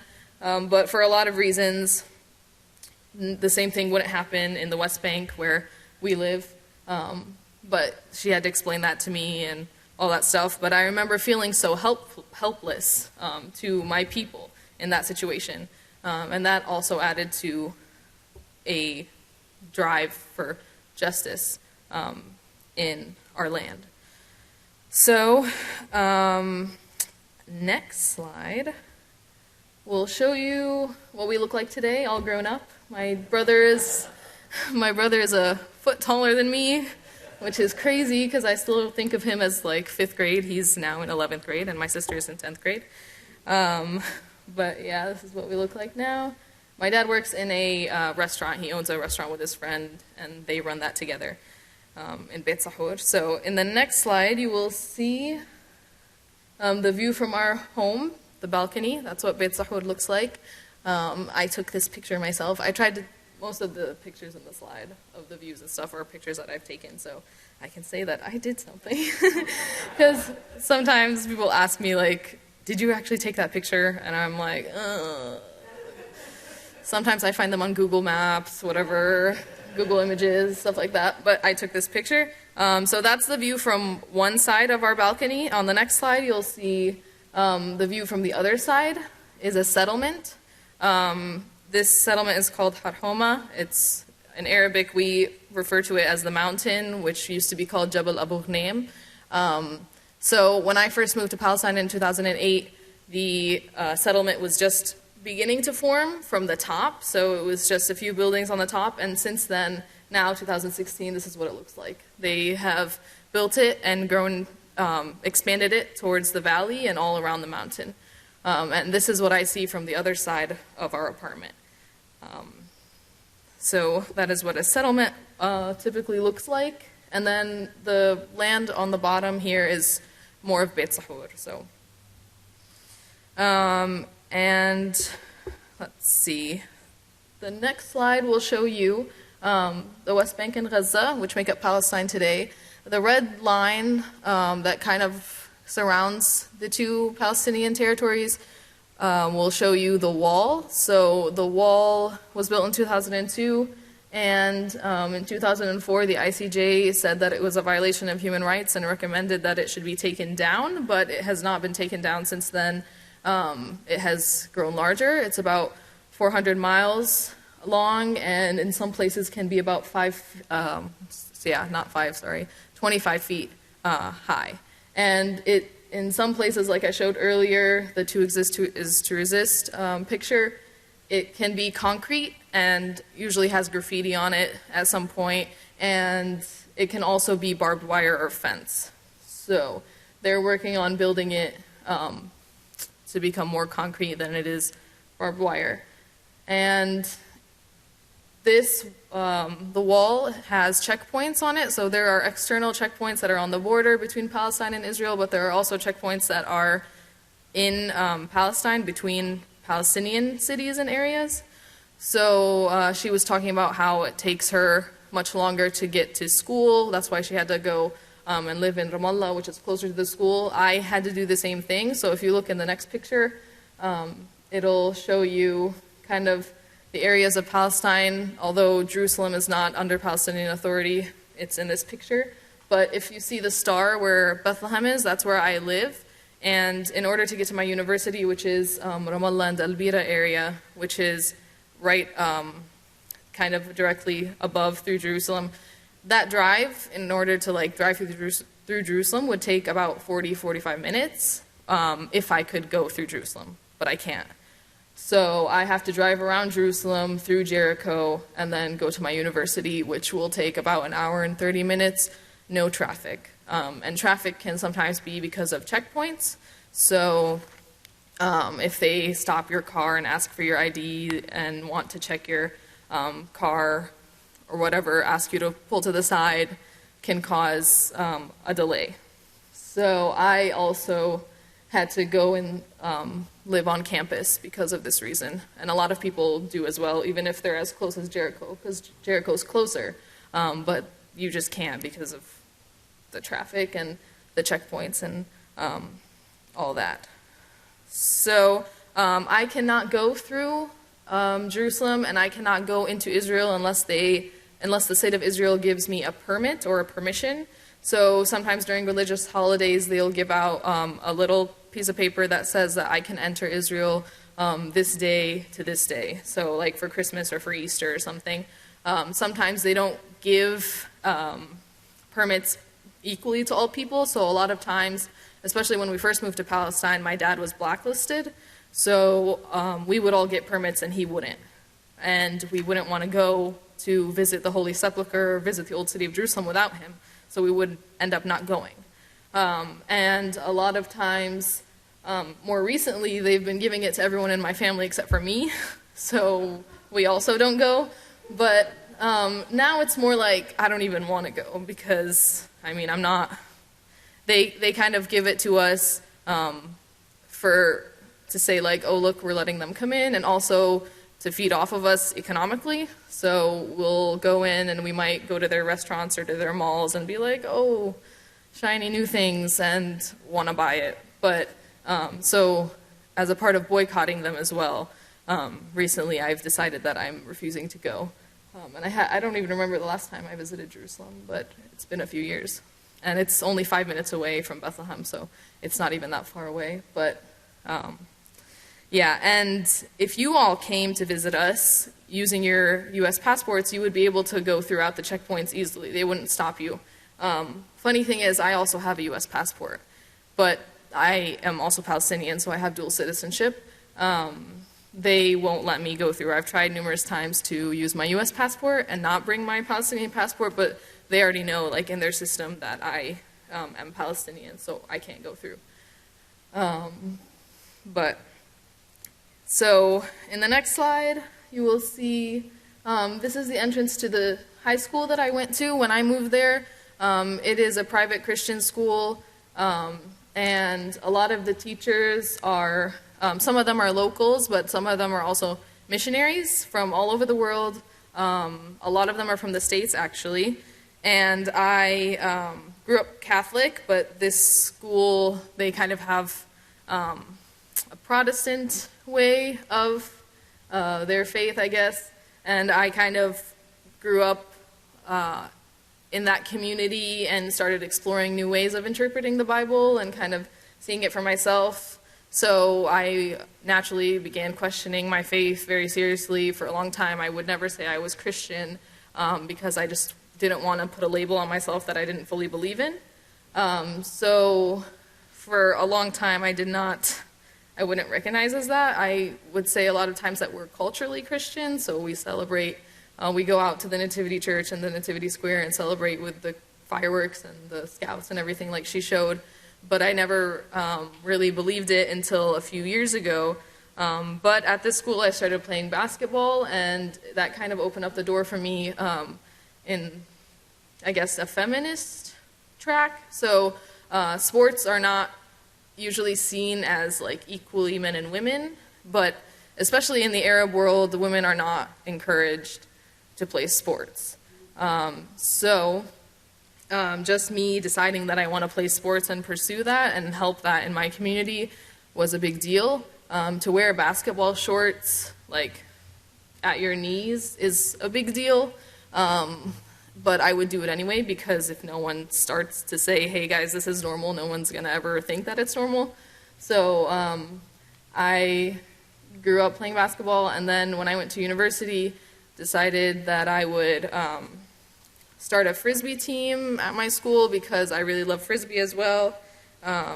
And it's starting to become more popular in the area. Men and women are coming together and playing the sport. So I started a Frisbee team and have a lot of the teammates are young men. So I'm trying to encourage more women to join and play with us and learn the game. And it's been hard, but we're getting there.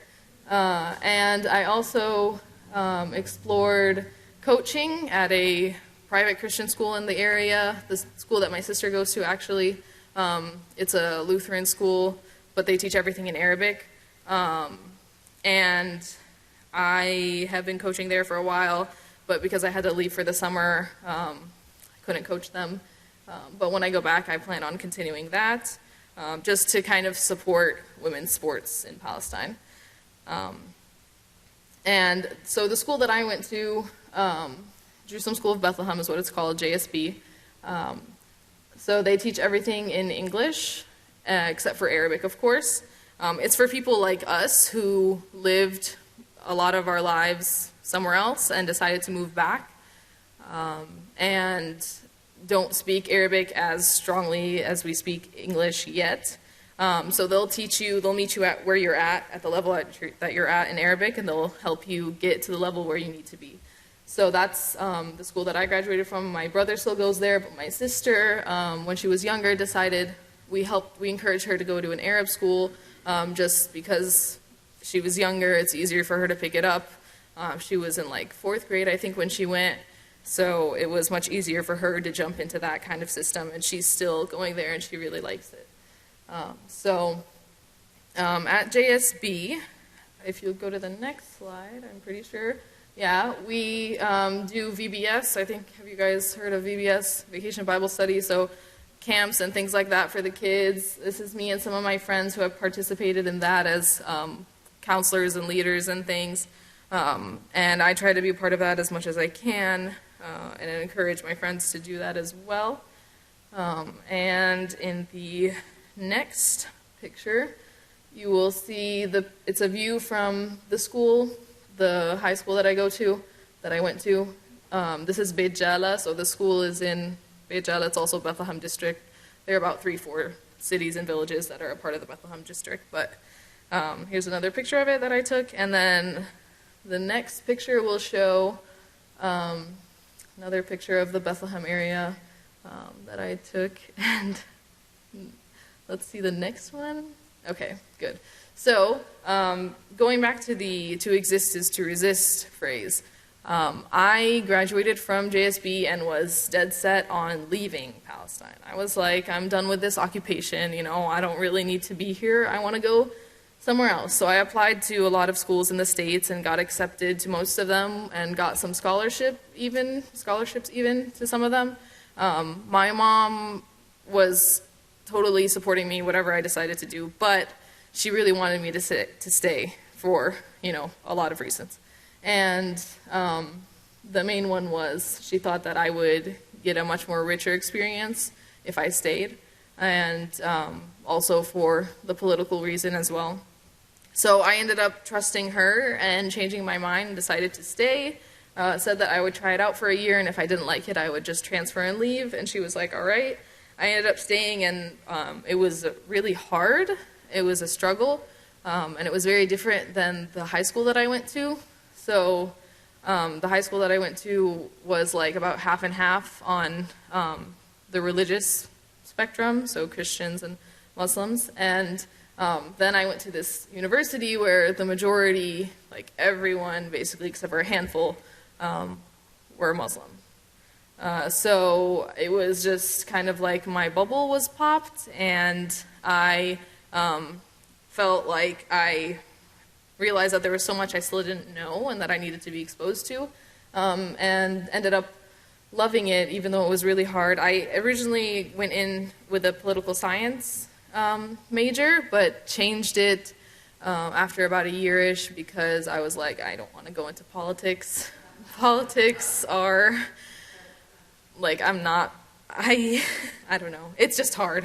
So I decided I wasn't going to do that anymore. Now I'm studying marketing, and I am much happier with that. Not sure where exactly it's going to take me, but I like it better than political science. So this is the same university, Beatrice State University, as the one that she went to. We were actually there together for a semester, but we didn't know each other, which is weird because usually the Christians like know each other and try to stick together in our environment. Not that Muslims are bad or anything, but we just like to have that community and try to be intentional about it. But a lot of my professors and friends are Muslim, and we are very close and hang out all the time, and there's not at least I don't see, and my family does not see, an issue with coexisting. We coexist very well, and it's not even something that like bothers us. So that's just something I like to share because I think a lot of people don't realize that they're just people, you know. There's as much violence in the Quran as there is in our Bible. So, you know, it depends on how you read and interpret and stuff. But in the next slide, yeah, so there's another picture of the university from a different angle. And then, yeah, so here is when I went to South Africa last summer. I was able to go and participate in an internship with FCA, Fellowship of Christian Athletes, and I really loved it there. That's kind of where my faith really grew, and I was able to say, okay, I want to be a part of this community. We did a lot of ministry there, and it was like with homeless people and with like ministry in prison and stuff like that. And we put on summer camps for kids there, and it was really special. And we got to live in an intentional community that I had never really actually felt before. So that is kind of where I decided to actually call myself Christian. And that's kind of where my relationship with God kind of started. But then next slide will show you this summer, I hope. Yes, so this summer, these are the peace interns of this year, as Peter and Minerva mentioned, that we were able to go through the YWCA Global Ministries and be a part of the peace internship this year with DPF, and it was a really great summer. It was kind of interesting to see how kids welcomed our message. We would go to different camps and hope that they would listen to us as the peace intern from Palestine, and we'd tell them about the occupation and what it's like and stuff like that. And they were, like most of them, actually were very, very open to the message. Were interested and asked questions. Some of them, I think, were so shocked with this new information that they couldn't come up with questions. I found a great ignorance in youth and even the counselors at the camps, that they just had no idea what was going on, what happens to us every day while we live in Palestine. So it was great because I felt like I was actually doing something for Palestine and advocating for our plea of justice. And the three people in the back were the American peace interns. Usually they have only 3 who are from the United States, but this year, because of the partnership through Global Ministries, they had 2 extras, which were us, and we got to travel all over the United States and share our message. It was interesting to see a lot of the reactions of the kids. So I had someone ask me, an adult actually ask me, if the wall had helped decrease any violence. And I said, well, of course not, because, you know, big shocker, but walls don't solve anything.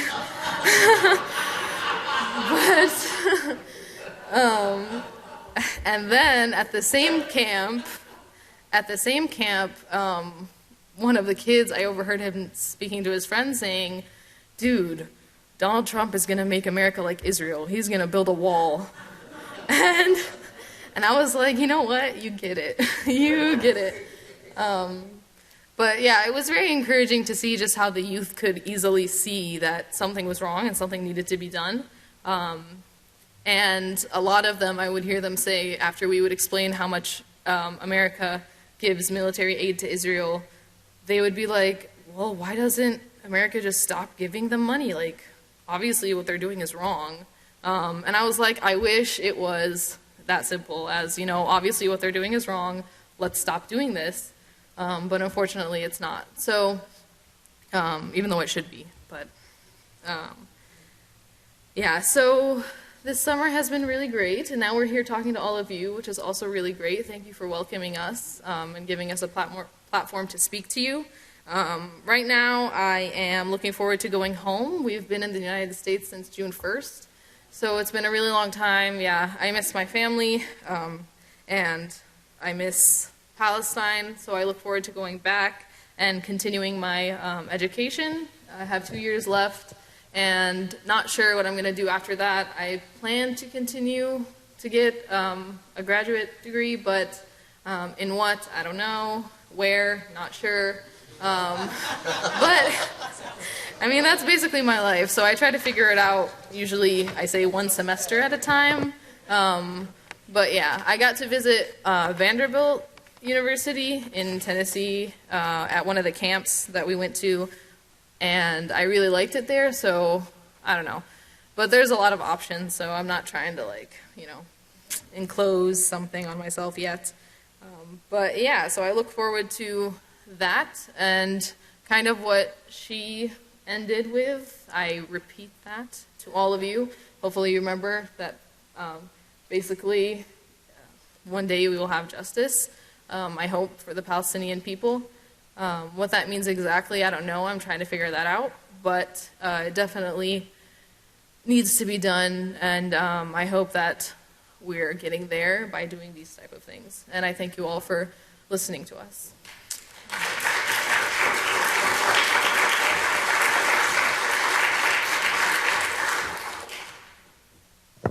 Okay, we have some time for some more. Peter, I think you're supposed to be with part of this panel as well.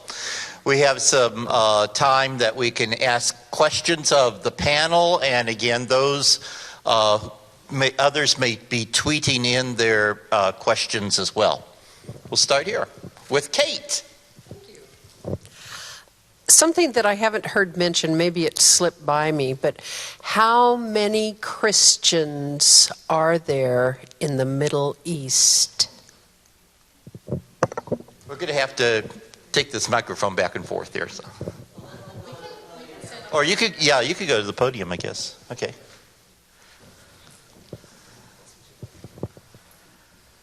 We'll have to decide who gets to answer each question, or if we'll tag team on some of them.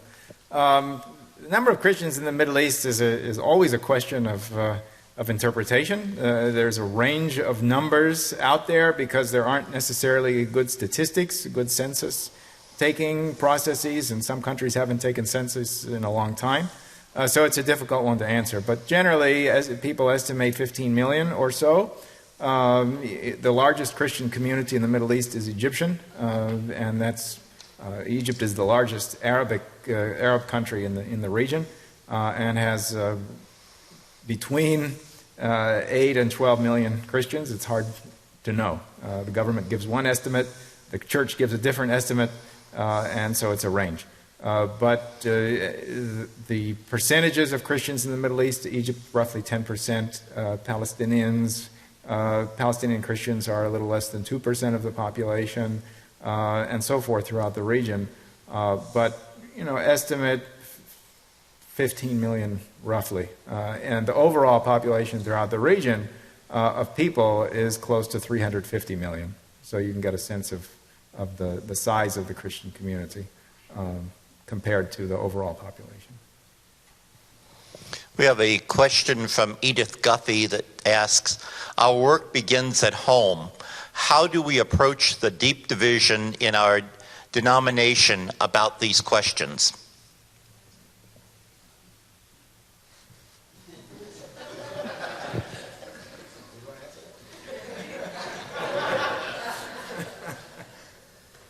Actually, it might be appropriate for them to answer it because they have... They've already given us, I think, a new perspective that some of us may not have heard already. and I think that's important. I think it's important for us to recognize within our own communities and within our own church that there are differences of opinion on these issues, but there are people who are passionate in their engagement, no matter what their points of view are. So I think, first of all, we need to respect each other as we engage in these dialogues, and we also need to make sure that we honor voices from different communities, and including those of our partners. So that's important for us to remember.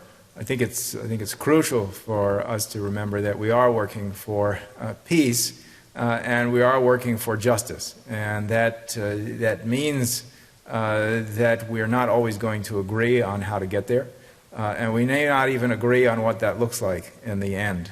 But the important thing is to recognize that hopefully all of us are working for the dignity of all people, and that we are in it together.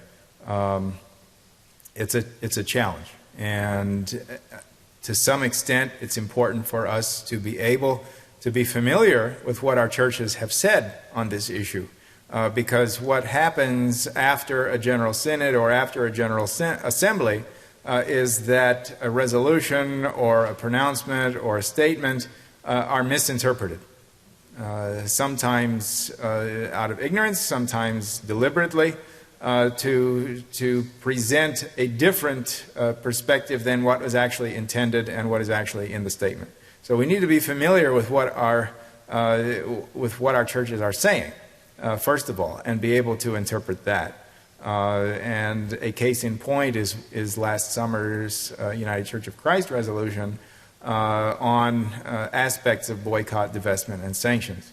What the resolution actually says, what it doesn't say, what it addresses and what it doesn't address. All of these are important in the conversations that we have within our own communities, as well as with others outside of the UCC or outside of the disciples or outside of any of our churches, so that we are able to talk intelligently about what our churches have said. Because we do get pushback and we do get criticism, and sometimes that pushback and criticism is based on a misunderstanding of what has been said.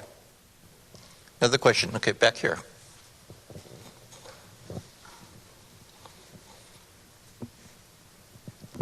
Thank you. Good heavens. I like all this, but the question was good, but I'm even more basic. In my part of Kansas where I'm a pastor, I don't even think people really know where you're talking about on the map or anything, and the types of people who are there. And you mentioned, justice and is always an issue for us as the United Church of Christ anyway. 11.9 million refugees, and when I hear that, I imagine tents and stuff. Well, I'm not seeing that because that was 1930s, I guess. I see settlements. I wasn't real clear. Are those settlements of Palestinians? Are those settlements from outsiders? And also, I see the injustice of going through, of being stopped and not free travel. That's just in the modern world, just doesn't make sense to me, nor do walls. So from the perspective of our two youngest visitors, what is the justice for you? What really just gets you? That is your I don't know, what brought you here? What is one thing that in your daily life that it shouldn't be?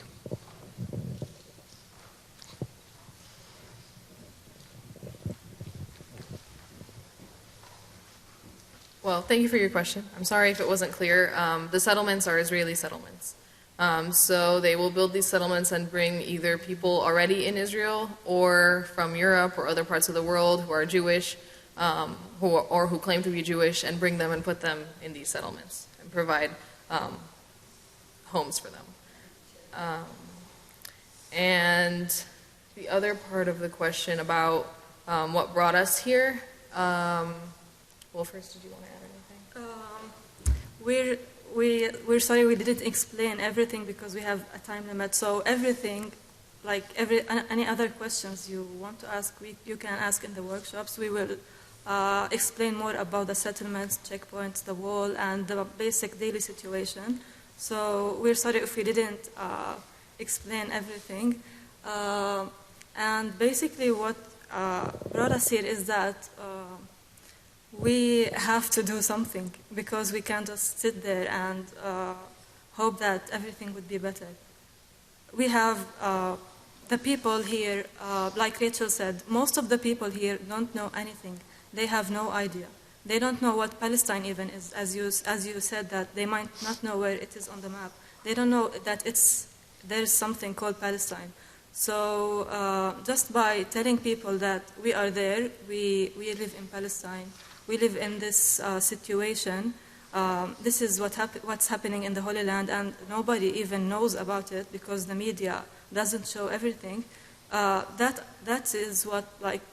is what got me here, because people deserve to know. People need to know what's happening. All of the human rights violation, all of the international laws violations, they need to know.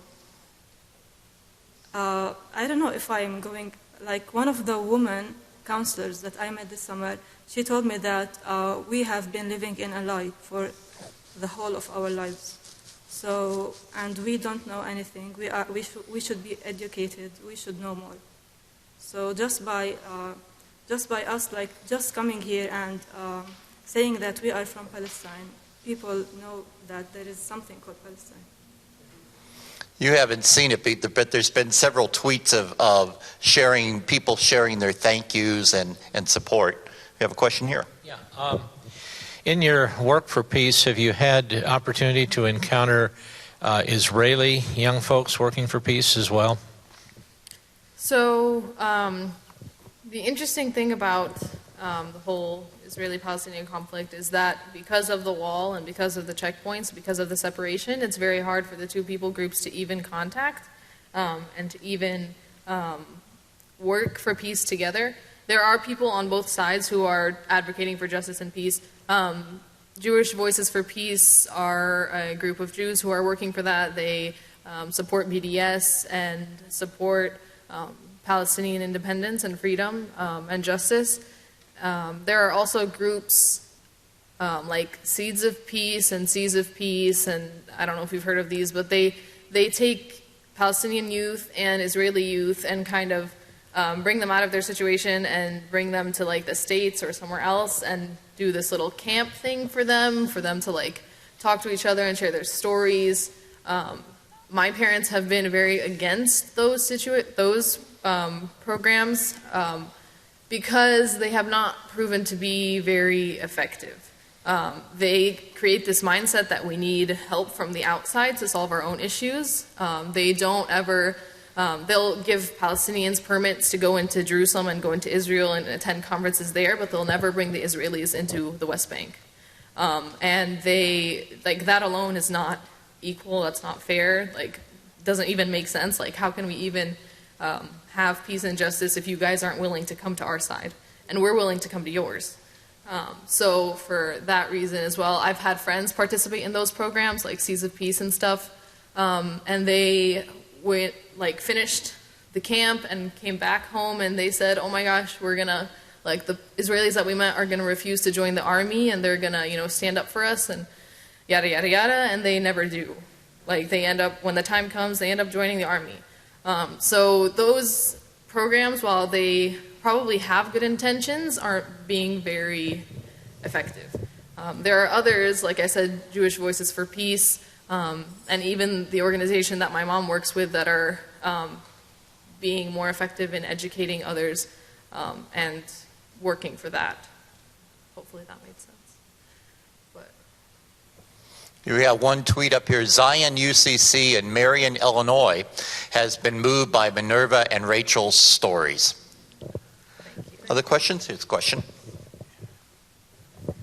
Well, I had heard from Disciple Peace Fellowship that two young women from Palestine were going to be here with the summer camp program, but I had no idea it was you guys who were going to be here at this event, and I'm just delighted to be in your presence because Peter mentioned 11.9 million Palestinian refugees, something like that, 4.5 million under military occupation. You know, your courage, your witness, for me who, you know, have tried to follow what's going on, it seems to me they want the Palestinians to leave. And so praise God for your presence with us. I mean, this is wonderful. But, you know, that those figures really raise the question, who are the Palestinians today? I mean, I know they're all over the world.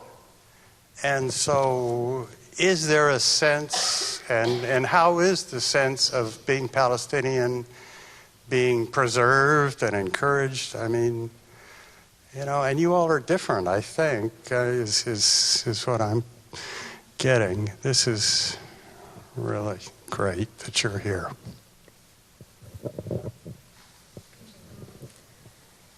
Yeah, well, I know that it's hard to understand what Palestine is now because we are hardly understanding what we are.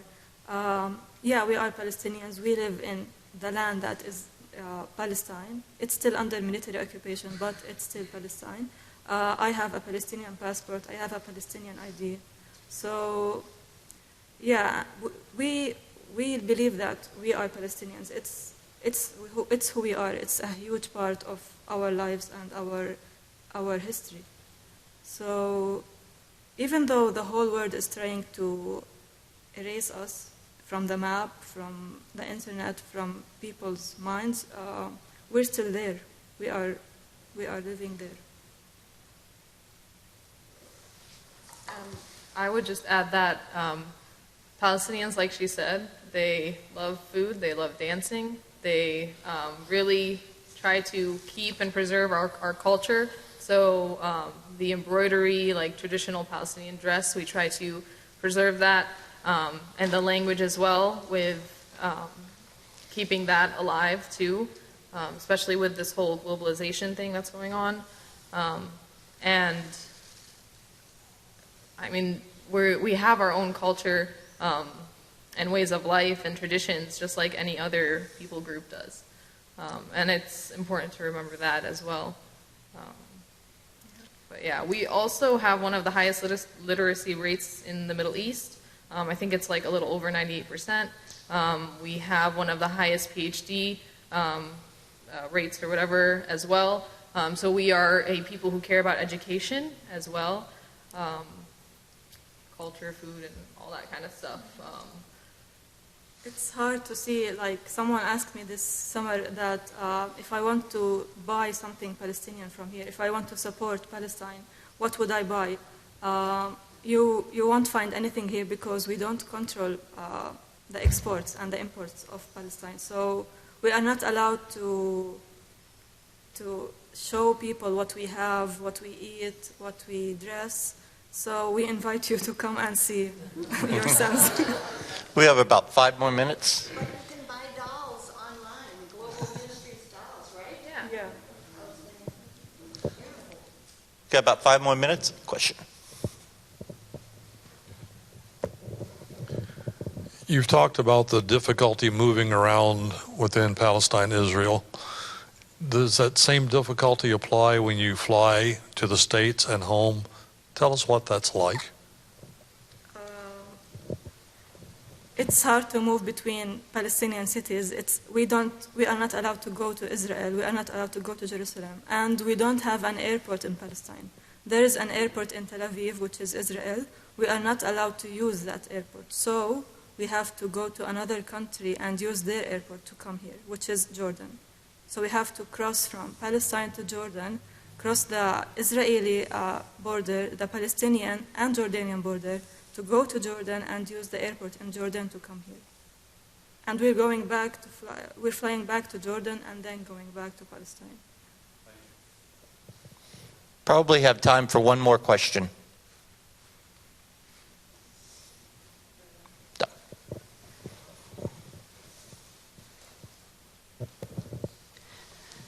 In the interest of educating our churches, I'd like it if you would help explain how the wall is placed where it's placed. And the map that you showed was really helpful, but I'm not sure that people understood a little bit more about the detail of why that map looks the way it looks.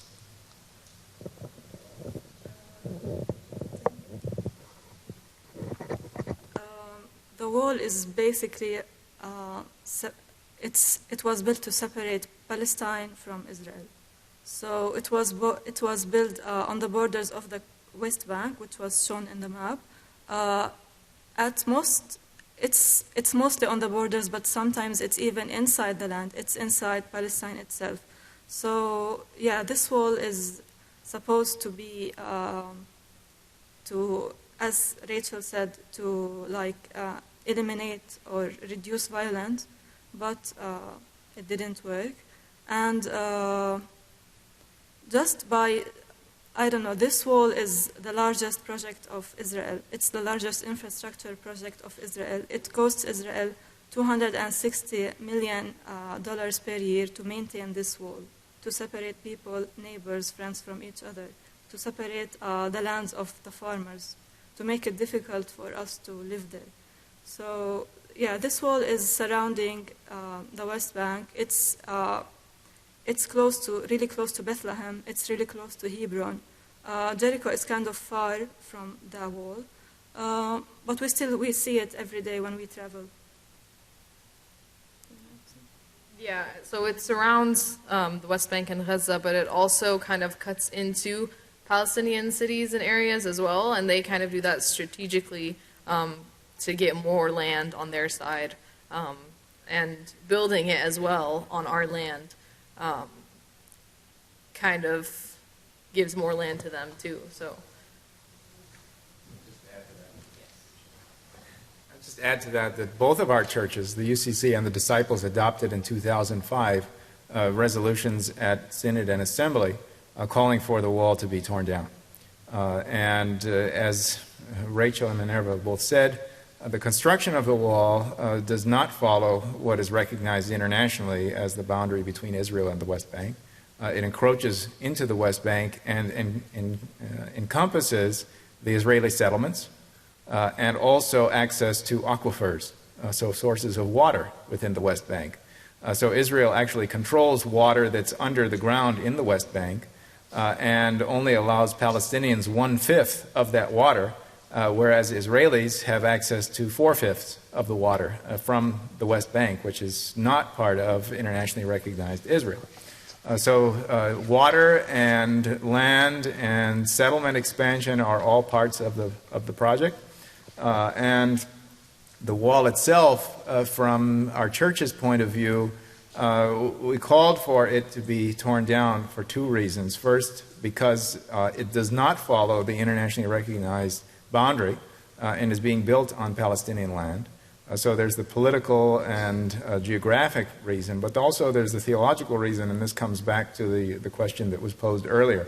It denies access for people to meet each other, to know each other, for people to join in common cause, and that is against our Christian principle of reconciliation, of working together for peace with justice. So there's a political reason that we've called for the wall to be torn down, but also the theological reason. It's important for us also to remember that the wall's construction began in 2002, but today, in 2016, 14 years later, the wall is not complete. If it was truly about security, separating one community from another, it could have been built quickly and could have been completed by now for sure. But it hasn't been, and it's only about 60 or 65% complete, 14 years later. And as you've seen on the pictures, the geography isn't that large. So why is it that the wall's completion hasn't happened? Why is it that it's still permeable?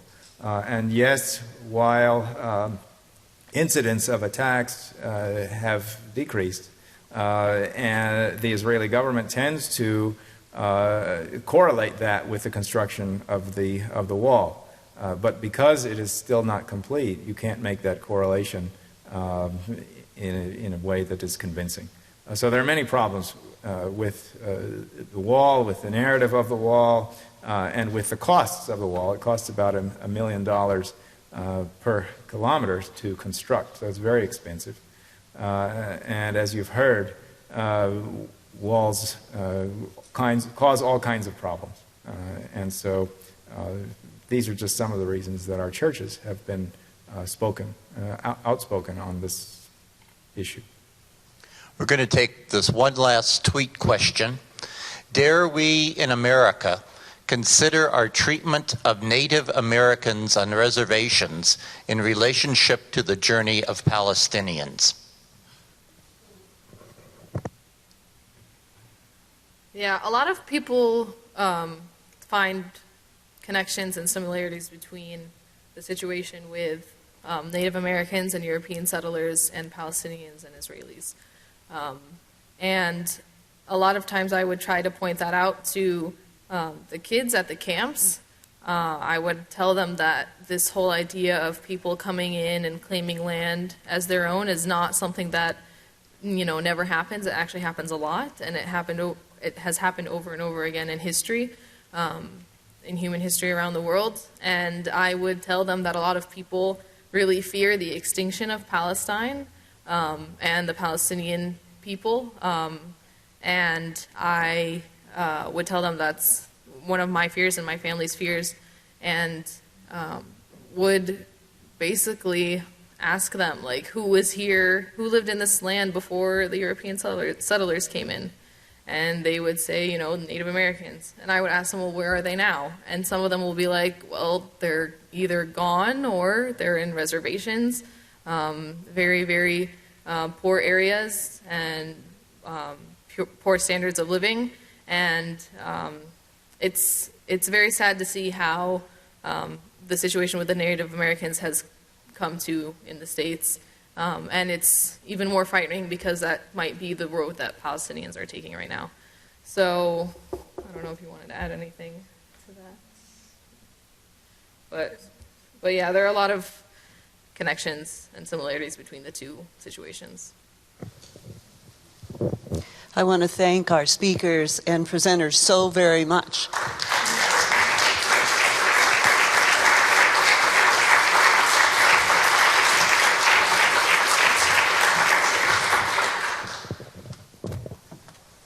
We have just a few more minutes together as we are live streaming. We want to take advantage of those few minutes just to breathe deeply of all that we've taken in this morning. It's been amazing and a very, very deep and important conversation and a lot of learning, I imagine, that we've all experienced. So I hope that as you go through your day, you'll take more time and in days to come to reflect, to digest, to research, to look into other ways to learn more, to plan a visit, to contact Peter and talk about making a trip to the Middle East, to see the Palestinian way as well as the Israeli way, perhaps. In all of that, we encourage you to use the Global Ministries website. Some people have trouble finding it. It is linked to both of our national denominational websites, but you can go directly to it, and we do have it on our material, but I'll tell you it because it's very simple, globalministries.org. All one word, globalministries.org. And right at the beginning of pop-up, you'll see the Middle East initiative is there. And then you can go from there to look into a great deal of material. So I want to greatly thank our speakers and keynote speaker for all that they've shared from the heart and from the spirit as they know it. I want to invite you now, as we continue to just sort of take that in and deepen it into our own understanding, to think about how that action plan, that form we talked about a little earlier, might be something that you can begin now to apply. What you heard that's maybe a little bit of an uncomfortable or an aspect that's sort of niggling in the back of your mind that you would like to pursue and perhaps talk with others about. Communication is really what it's about. What has touched you? What might you jot on that piece of paper as a goal or an objective with others in your own congregation? We so strongly believe in educating and just sharing stories and experiences that we've heard this morning. Maybe make some notes. What makes it tangible today about what you heard that you might then do or that you might then share with others? That's a very big part of our goal for this day, is to see that we might work toward becoming more involved, more deeply aware, expanding our knowledge and education, and then going a little bit beyond that into some advocacy and action steps. So I invite you to challenge yourself, because it is a personal challenge, to look at ways that you might make a difference. As we've heard that Rachel and Minerva are heading back home, it's not a simple journey for them. And yet we can hold them in our hearts and prayers, and in ways that we can tell others about their story as well. So speaking of telling stories, you know we have many missionaries among us, and we have many mission interpreters among us. But I want to tell you about the 7 very special missionaries, including Rachel and Minerva, that have been spending these 10 days with us in that same 4-state geography that we represent. These 10 missionaries have been assigned to a more manageable geographic area from Illinois all the way across to Oklahoma. And in that, the total number of visits that they're making to churches and our affiliated organizations within our 2 denominations is over 30, more than 30 places and 30 presentations. That does not even begin to account for Minerva and Rachel's time that they spent before joining us 10 days ago. So in 30 churches, if you do the math, and you think about 10 days, 30 churches, 7 missionaries, we are reaching perhaps thousands of people with the story and the message of mission. And so today, it behooves us to say, we can share with others how to act about what we've heard, and to not just sit with it, but to move forward and go someplace else beyond that, in our own way and in the ways of others. So as we move to the moment where we will sign off in our live streaming and your downloading, I want to extend a great, great thanks yet again to the Colonial United Church of Christ for allowing us to utilize not only their technology, their personnel, and their facility. They have been absolutely phenomenal and said yes to everything that we asked for, and we asked for a lot. Also, to each of you in a download site, the same for you. We have asked, you have delivered, you've been gracious with your hospitality, and I'm sure perhaps those rumbling stomachs say something about your next step in planning and offering hospitality. So as we part ways and continue with our day, which will include deepening our own discussion, our own understanding, but most importantly, our networking. Don't forget, at lunchtime especially and into the afternoon, the ways that we can connect with each other is going to make us as individuals far more effective in a group collaboratively and cooperatively than what we can imagine or might even jot on our own action plan. So I encourage you to remember to network. Remember to ask more for those stories of those missionaries and interpreters that are with you today. And demand of them some specifics about what can be done. And as we then say goodbye, I want to extend to all of you a blessing. The blessings that we have of carrying forward our passion and our expression of mission and ministry that can go far beyond the doors of where we are now. But as we carry that blessing we know beyond today, we soak that in like sponges, and then we must share it out, just as we are lights, Jesus' lights, God's lights. In our world, we shine forth brightly through the action, through our words, and through our examples. Blessings, everyone. Enjoy your afternoon, and may it also be blessed. Bye-bye.